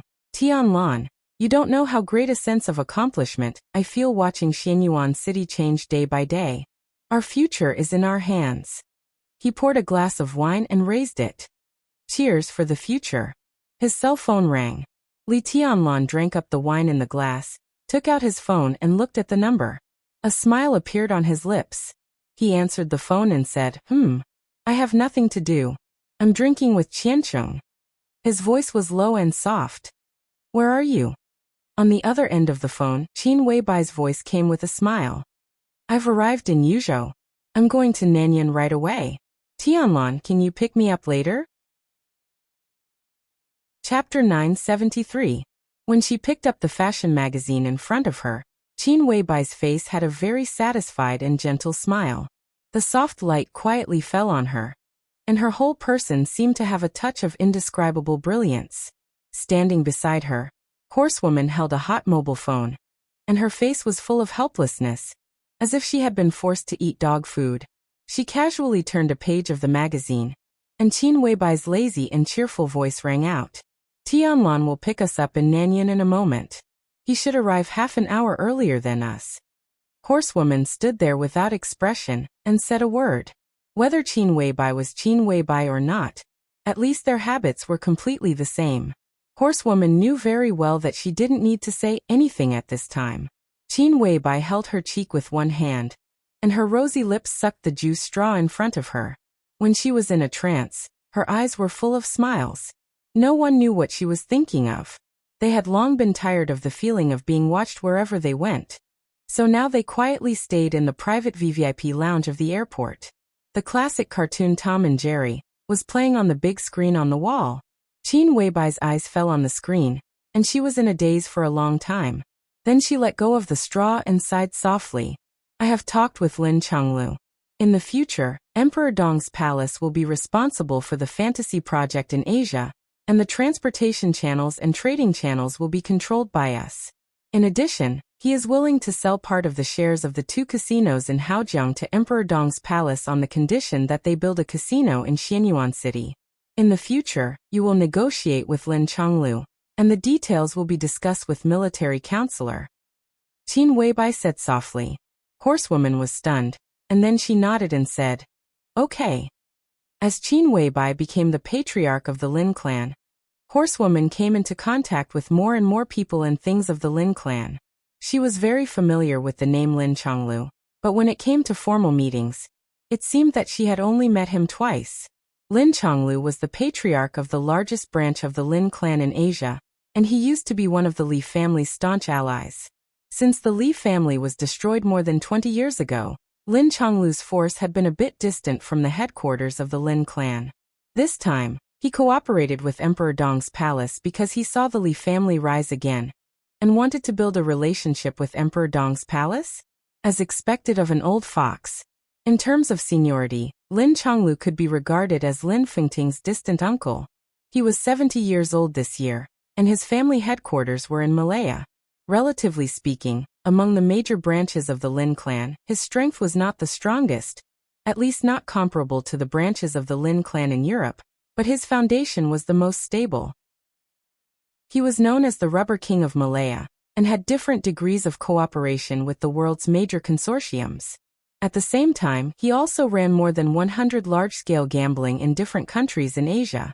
In addition, the signature project of Lin Chonglu's family was the fantasy project that Qin Weibai had mentioned. Strictly speaking, fantasy was a kind of drug, but it was an extremely high-grade drug.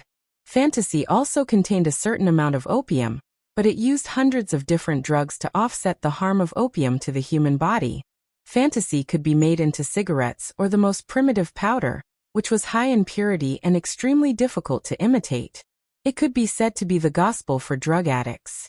The cost of fantasy was about twice that of regular drugs, but the price was 10 times that of ordinary drugs. Although Lin Chonglu had been strictly keeping the formula of fantasy a secret, he never refused to cooperate, and he was not stingy when distributing profits. Therefore, with fantasy alone, he had very close cooperation and good personal relations with the big drug lords all over the world. The Golden Triangle, the Silver Country, and Colombia could almost be regarded as his sphere of influence.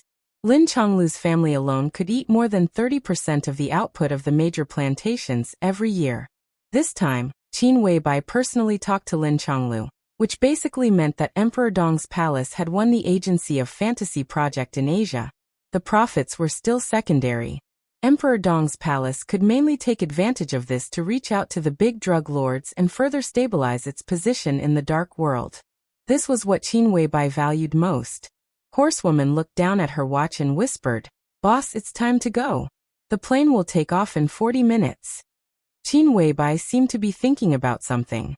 Hearing this, she frowned and subconsciously glanced at the time in front of her. Wait a little longer. Horsewoman subconsciously wanted to ask who Qin Weibai was waiting for, but before she could speak, the door of the private lounge was gently knocked on. Open the door. Qin Weibai's tone was calm. Horsewoman walked over and opened the door. A tall and burly bald man stood at the door. The aura all over his body was extremely fierce, and he seemed to be filled with an extremely violent power from head to toe. But the look in his eyes was extremely deep. Horsewoman frowned and suddenly felt a little uncomfortable. Rather than saying that the other party's eyes were deep, it would be better to say that they were dull and lifeless, like a puppet. Her eyes slowly contracted, and her voice was cold. Ghost Flame. She recognized the man. The man was not a nobody in Zhongzhou State or even in the Dark World. Even if the Dark World now had the power beyond the peak of the Invincible Realm, it was impossible for the peak of the Thunder-Shocking Realm to be a nobody. Ghost Flame of Kunlun City. He was one of the few experts at the peak of the Thunder-Shocking Realm in Kunlun City, and he was close to the half-step Invincible Realm. The peak of the realm. In everyone's heart, in Gu Xingyun's and even in Ghost Flame's own heart, he was the most loyal dog to Gu Xingyun. He was loyal and absolutely loyal. Why was he here? What did he want to do? Let him in. Qin Weibai's calm voice sounded behind Horsewoman. Horsewoman took a deep breath, turned sideways little by little, and then walked quickly to Qin Weibai, staring at Ghost Flame's every move. If it was the master of Samsara Palace, she didn't need to worry about anything at all. But Qin Weibai, who was beside her at this time, really didn't know martial arts. In terms of strength, Horsewoman didn't think she had much advantage over Ghost Flame. In this case, she couldn't help but be nervous. Ghost Flame's movements were a little stiff as he reached into his arms. Horsewoman's body instantly tightened. Ghost Flame's palm slowly reached out from his arms. He held a neatly folded envelope in his hand. Miss S. letter. Ghostfire enunciated each word clearly. His voice sounded extremely strained, and his entire person looked incomparably strange. It was an indescribable stiffness. He was muddle-headed and ignorant, as if he were sleepwalking. This state. Horsewoman suddenly opened her eyes wide. She was familiar with this state, but also strange. She had never experienced it, but she had seen several people in this state. Hypnosis. There was no doubt that Ghostfire had been hypnotized in an extremely thorough way. Under such circumstances, he was completely a puppet of the hypnotized person. Everything he had seen and experienced, whether it was normal or abnormal, was normal in his mind at that moment. A hypnotized expert at the peak of the Thunder-Shocking Realm? Horsewoman felt a little incredible. Qin Weibai reached out to take the envelope in Ghost Flame's hand and opened it. On the neat letter paper, there were countless names densely written in childish handwriting. They were all names. There was no introduction, only names. But for Qin Weibai, this was indeed the most critical information. She held the letter paper, lowered her head, and was silent for a long time. Ghost Flame, who looked a little stiff, left the lounge without saying a word. The door was slowly closed. Qin Weibai sighed softly. After a long time she murmured, "What a terrible child." Chapter 974.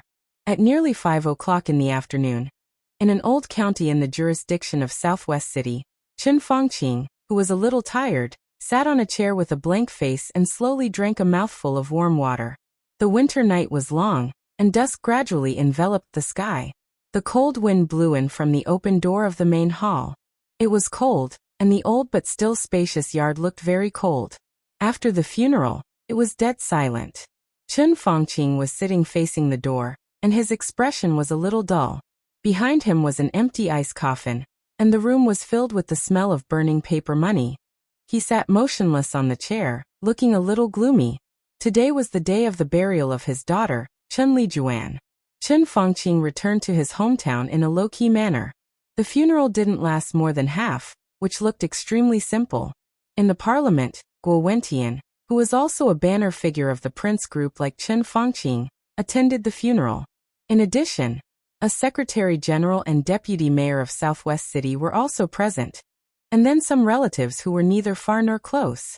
Chen Fangqing lowered his head, and his eyes were a little sinister, but more self-deprecating. As the prime minister of Zhongzhou State, the funeral had been simple to the point of being a little shabby. It also seemed to prove his status in the prince group. If it was in the period when his influence was at its strongest, even if he repeatedly stated that the funeral should be simple and refused other officials to attend, there would definitely be a lot of people who would really attend. Even if those officials knew that they would be criticized by him after coming, they would still come. The most obvious example was when Guo Wentian's old mother died the year before last. Guo Wentian also had a simple funeral, but the scene of the funeral was extremely grand. Guo Wentian's hometown was in an ordinary city in Tianfu province. On the day of the funeral, 6 directors of Tianfu province were present, including the speaker of Tianfu and the governor. In addition, the speaker of Southwest City, which was nearby, was also present in person. All the city leaders were present. Although Guo Wentian severely criticized those people afterward, no one was unhappy, whether they were criticized or criticized. Now, Chen Fangqing's funeral was also simple. Then it really became simple. This alone was enough to show that Chen Fangqing's status in the prince group had reached a precarious point. The Haoyue group scandal was constantly being exposed every day. From Nanyue province to Tianfu province, it had now become a serious case that swept across 4 to 5 provinces, involving property, entertainment, securities, insurance, and many other industries. The countless dark sides were shocking. This also represented incredible interests. Even Chen Fangqing did not expect that his nephew would do so many outrageous things in terms of accumulating wealth. The stock price of Haoyue Group had been fluctuating violently. In a short period of time, hundreds of cadres in several provinces had been arrested. The Ministry of Supervision of Zhongzhou State personally took action and handled the case swiftly and decisively. But Chen Fangqing knew very well that although everything seemed to be extremely bad, the Ministry of Supervision had not really taken action yet. They were still collecting more evidence. Before the election, the Southeast Group, which had been holding back for more than 2 years, obviously wanted to make a big news. Faced with such a favorable environment, the other party obviously did not intend to make a move easily. Several large state-owned groups controlled by Chen Lijuan were also found to have countless problems. There were also clues that the treason case of the Special Warfare Group had something to do with Chen Fangqing. Such a connection might not be too serious, but at such a critical moment, if such news was confirmed, it was bound to cause another huge storm. The situation was precarious and precarious. Chen Fangqing's but was like an active volcano that would erupt violently at any time, and he might be blown to pieces every minute and every second. In this case, countless people in the prince group were quietly distancing themselves from Chen Fangqing, including 2 provincial chairmen he had personally promoted. Chen Fangqing remained silent. He could only be silent, waiting for the opportunity to fight back in silence.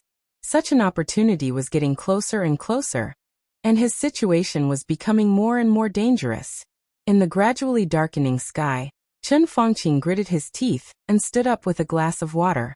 The cold wind blew through the room. Guo Wentian, with a white flower on his chest, walked into the yard from the gate.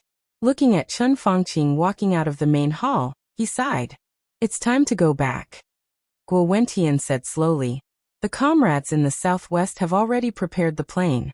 There may be a meeting tonight, so we have to prepare early. He took out a cigarette and handed it to Chen Fangqing. Then he lit one and took a deep breath. Chen Fangqing nodded silently. Today was destined to be a very special day. It was not his daughter's funeral, but for the dark world, today was a very special day. 3 days ago, Li Tianlan received a letter of challenge from a mysterious expert in Emperor Dong's palace. And the time of the challenge was today. 2 super experts who had surpassed the peak of the invincible realm. And it was very likely that they were in the dark world. They were the super experts who were in the best state. Everyone was paying attention to this battle, including the parliament of Zhongzhou state. At this moment, there were less than 4 hours before the battle. Different results of this battle meant different situations. Not to mention the mentality of the parties, countless people in the dark world had begun to get nervous. Is there any movement in Xianyuan City? Chen Fangqing asked. There's no big movement. Guo Wentian shook his head.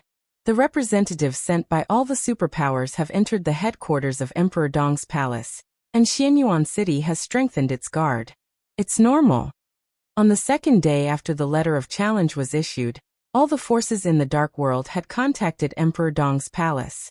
Emperor Dong's palace did not refuse the requests of the superpowers, and allowed any force to come to Emperor Dong's palace to watch the peak battle of the dark world in person at the specified time. It seemed like they were showing off their strength, but it also seemed like they were extremely confident. Every move of Emperor Dong's palace in the past 3 days was full of confidence. From top to bottom, no one seemed to think that Li Tianlan might lose. What do you think of the result of this battle? Guo Wentian suddenly asked.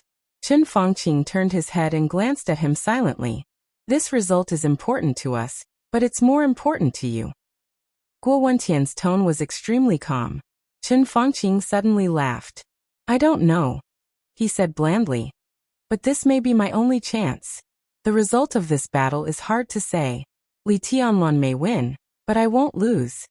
Li Tianlan might win the battle, but the winner of the final battle in Beihai could only be him and the Prince Group. In Chen Fangqing's communication with His Majesty and Li Guangtu in advance, as long as Li Tianlan appeared in Beihai, the possibility of him dying was more than 80%. So the result of tonight's battle was not important. The final battle in Beihai that would start at the same time as this battle was the most important. Guo Wentian looked at his smiling face and was silent for a moment. Then he said in a hoarse voice, recently our work has been very passive, and the voices within the group are a little chaotic. I have discussed it with some comrades. He raised his head and looked at Chen Fangqing's eyes that suddenly became sharp. He said blandly, Old Chen, if the result of this final battle in Beihai is not satisfactory, then you should temporarily stay behind the scenes and recuperate. Chapter 975. Chen Fangqing did not speak. He quietly looked at Guo Wentian in front of him, and kept silent for a long time. He and Guo Wentian had known each other for more than 30 years. The two had already known each other when they first emerged in the Prince Group, but for many years, the relationship between them had not been harmonious. They were promoted to the level of deputy governor together, and then to the position of provincial governor together. Finally, they became the provincial speaker almost at the same time, and then were elected as members of parliament of Zhongzhou state. 5 years as a member of parliament. During that period, the relationship between Chen Fangqing and Guo Wentian was at its worst. They could almost be said to be incompatible with each other, even to the point of life and death. Because at that time in the Prince Group, there was a person named Zhou Tong. At that time, he was a member of parliament of Zhongzhou state and the speaker of Tianfu province. At that time, Zhou Tong was the recognized leader of the Prince Group, and the most likely powerful figure to become the new president of Zhongzhou state. In the process of competing with Li Huaxing, Zhou Tong could be said to be in the lead all the way. Everyone thought that Zhou Tong would be elected without any suspense. At that time, the Prince Group was very strong, but it was far from being able to cover the sky with one hand. In order to push Zhou Tong up, the Prince Group also made a lot of compromises in secret. When it was tit for tat with the academics, it promised a lot of conditions to the Southeast Group and the Giant Group. This also meant that if Zhou Tong was successfully elected president at that time, even if the whole Prince Group went all out, It could only push a director who could protect Zhou Tong. This director position could only appear from Chen Fangqing or Guo Wentian. With Zhou Tong's existence, only one of them could go up. This was something that they knew each other since they became members of parliament. At that time, the Prince Group could be said to be the most direct competitors. However, no one had expected that 1 month before the election, Zhou Tong, who had been firmly suppressing Li Huaqing, would suddenly be pulled down by Li Huaqing. Furthermore, he was thrown into the abyss. Li Huaqing had caught up to Zhou Tong at the most crucial moment, and Zhou Tong had fallen from heaven to hell, or more accurately, into the desert. Zhou Tong went to the desert prison. Li Huaqing became the president of Zhongzhou State. The Prince Group had no time to react.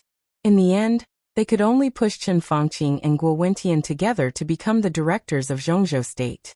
Chen Fangqing was the prime minister, and Guo Wentian controlled the National Assembly.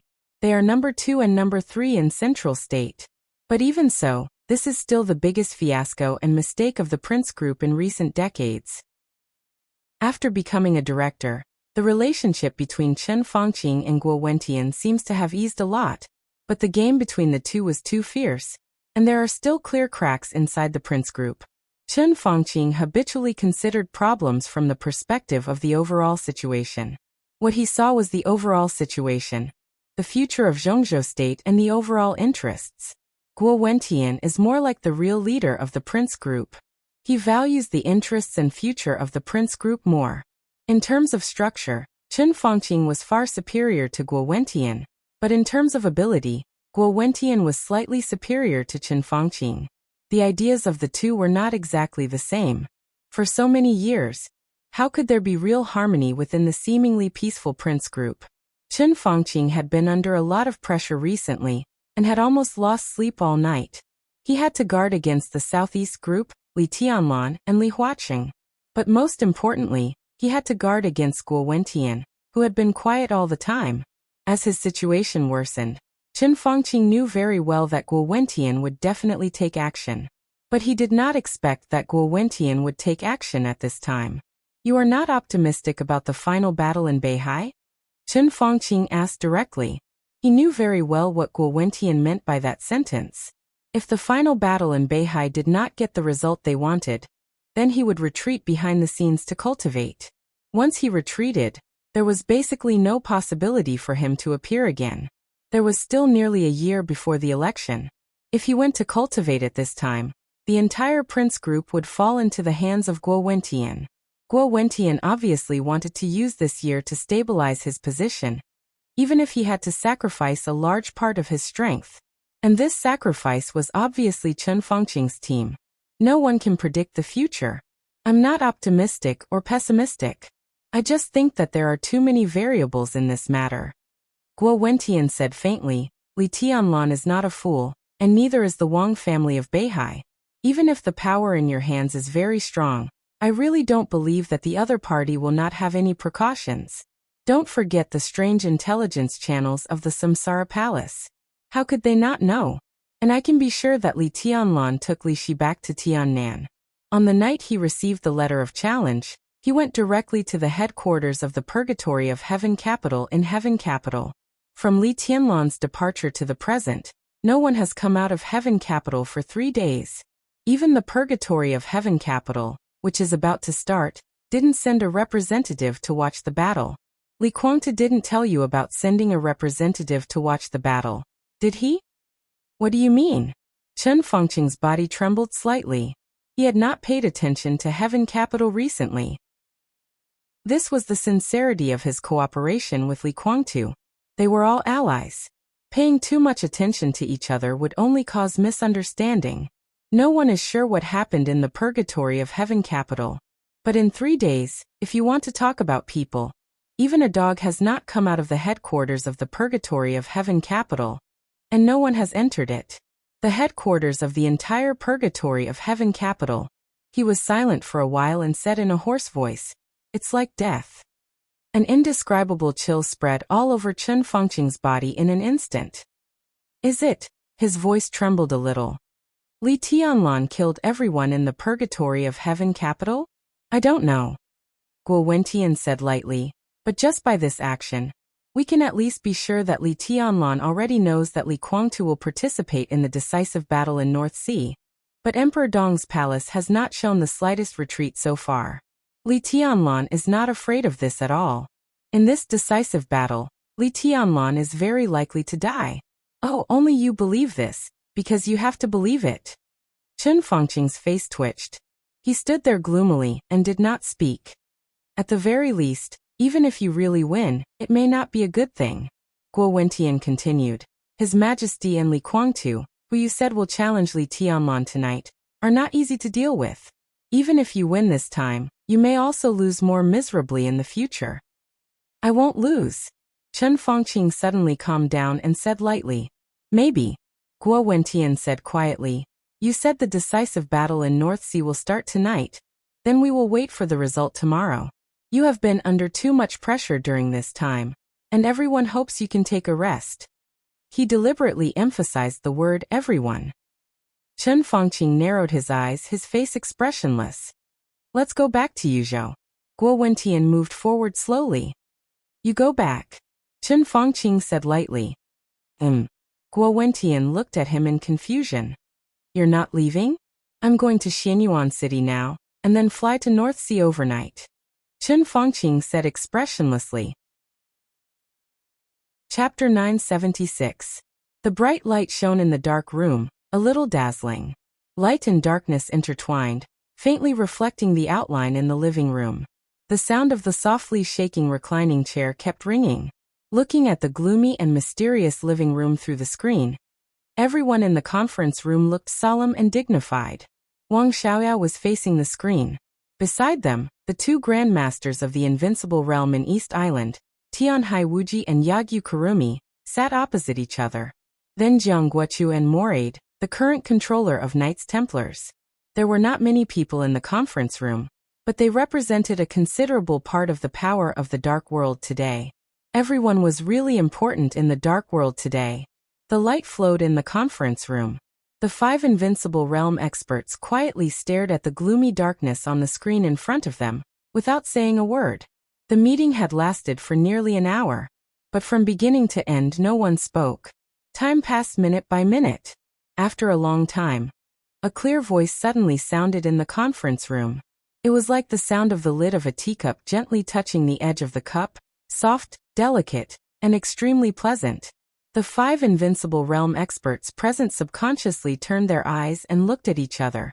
Only then did they realize that the sound came from the other end of the screen.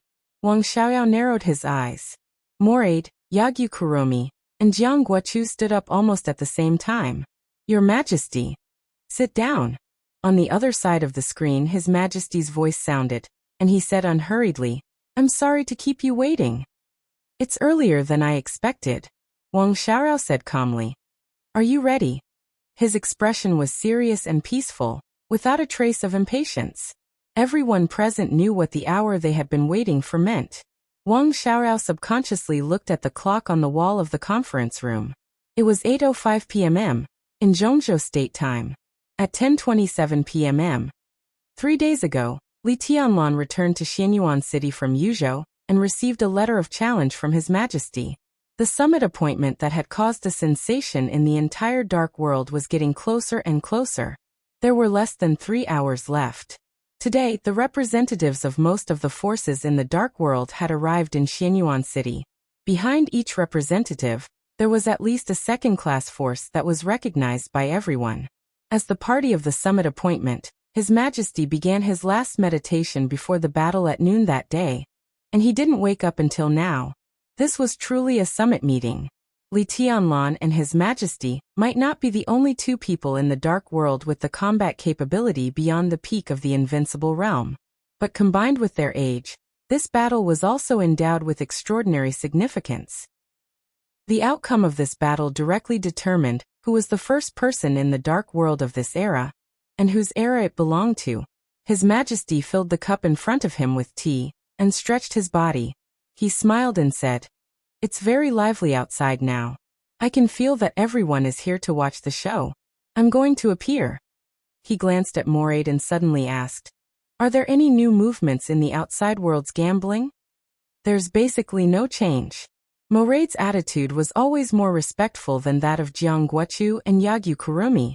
He lowered his head slightly and said softly, "At present, the outside world is generally more optimistic about Li Tianlan. Nearly 70% of the gambling funds support Li Tianlan's victory." Close to 70%. That means less than 70%. Jiang Shangyu was a little surprised. That is to say, in the eyes of outsiders, I have a 64% chance of winning against Li Tianlan? Something like that. Moraid nodded. The summit appointment attracted the attention of the whole dark world. As soon as the news came out, the major financial forces in the dark world, including the Flourishing Age Fund, had already opened bets. They bet on the outcome, the time of the battle, the post-war injuries, and so on. 3 days was not a long time, but the bets had attracted countless funds. The news Moraid received showed that the amount of money betting on Li Tianlan's victory was infinitely close to 70%. But others might not believe it. At least half of the money was bet by Moraid. Moraid bet on Li Tianlan's victory. This was His Majesty's order. Therefore, in this so-called bet, those who were looking forward to an upset bet on Li Tianlan were destined to lose everything. You didn't play? His Majesty smiled and shifted his gaze from Moraid to the others. 600 million on Li Tianlan's victory. Tianhai Wuji said calmly. Yagyu Kurumi glanced at him and shook his head. 90 million on Li Tianlan. Beihai bet 2 billion on Li Tianlan. I personally bet 300 million on Li Tianlan. Wang Xiaoyao was expressionless. 1 billion. Li Tianlan. Jiang Guochu smiled lazily and said, "No one expects to make a fortune by betting. It seems that there are more people who are optimistic about me than I thought." His Majesty smiled gently. Li Tianlan is strong, but how can those people judge clearly when they are in the same realm? There are countless people who want you to win. Many people think that Li Tianlan is not invincible. Wang Xiaoyao's voice was indifferent. "Yes," His Majesty said softly. "It's a pity that these people are going to be disappointed." The 5 invincible realm experts were indifferent. They knew the inside story of the final battle, so they all bet on Li Tianlan's victory under Moraid's lead. Before the battle began, His Majesty made it clear to them that he was not in his real peak state, so his odds of winning against Li Tianlan were less than 30%. This was a battle that he was almost certain to lose. "How are your preparations going?" His Majesty asked casually. "There are no problems. As soon as the battle between you and Li Tianlan begins, we will take action immediately. Finally, we will meet at the foot of Mount Dibing." Wang Xiaoyao took a deep breath and said in a solemn tone, "Very good." His Majesty nodded and said, "It's time for me to make a fool of myself." "You know you will lose, but you still want to make a fool of yourself. Is it necessary?" Tianhai Wuji casually asked. "Ha!" His Majesty's laughter was full of indifference. "I will lose face tonight, but Li Tianlan will lose his life tonight. I will lose to Li Tianlan, and everyone will think that the future will be Li Tianlan's era. But he will die in Beihai tonight. The ultimate reversal. I like this feeling very much. Once he is dead, who will remember my failure?" He picked up the teacup and took a sip of tea. "Believe me, I have been studying Li Tianlan for a long time. His current state is very wonderful, especially when he cooperates with Ruthless. Whether it is now or in the future, or in the past, even when Wang Tianzong was in his heyday, Li Tianlan can be said to be the most difficult person to kill. His kendo is perfect." His Majesty was silent for a while and whispered, "But I don't believe that there is a so-called perfection in this world. No matter how perfect a martial arts is, there must be a weakness."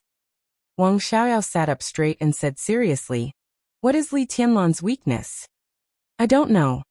His Majesty shook his head. Tianhai Wuji sneered and said lightly, "A weakness that is not known by others is equal to having no weakness. That's why I asked Li Tianlan to fight." His Majesty said coldly, "It's okay for me to lose face once, but as long as I seize his weakness, tonight will be Li Tianlan's death." You're tuning in to the Li Mei's Wuxia Whispers YouTube channel. We're so grateful for your support, and don't forget to subscribe to join us on this incredible journey through captivating stories. Your generosity through donations truly makes a world of difference, as it's the primary source of revenue that allows me to expand and enhance this channel for you. Thank you from the bottom of my heart for being a part of this adventure.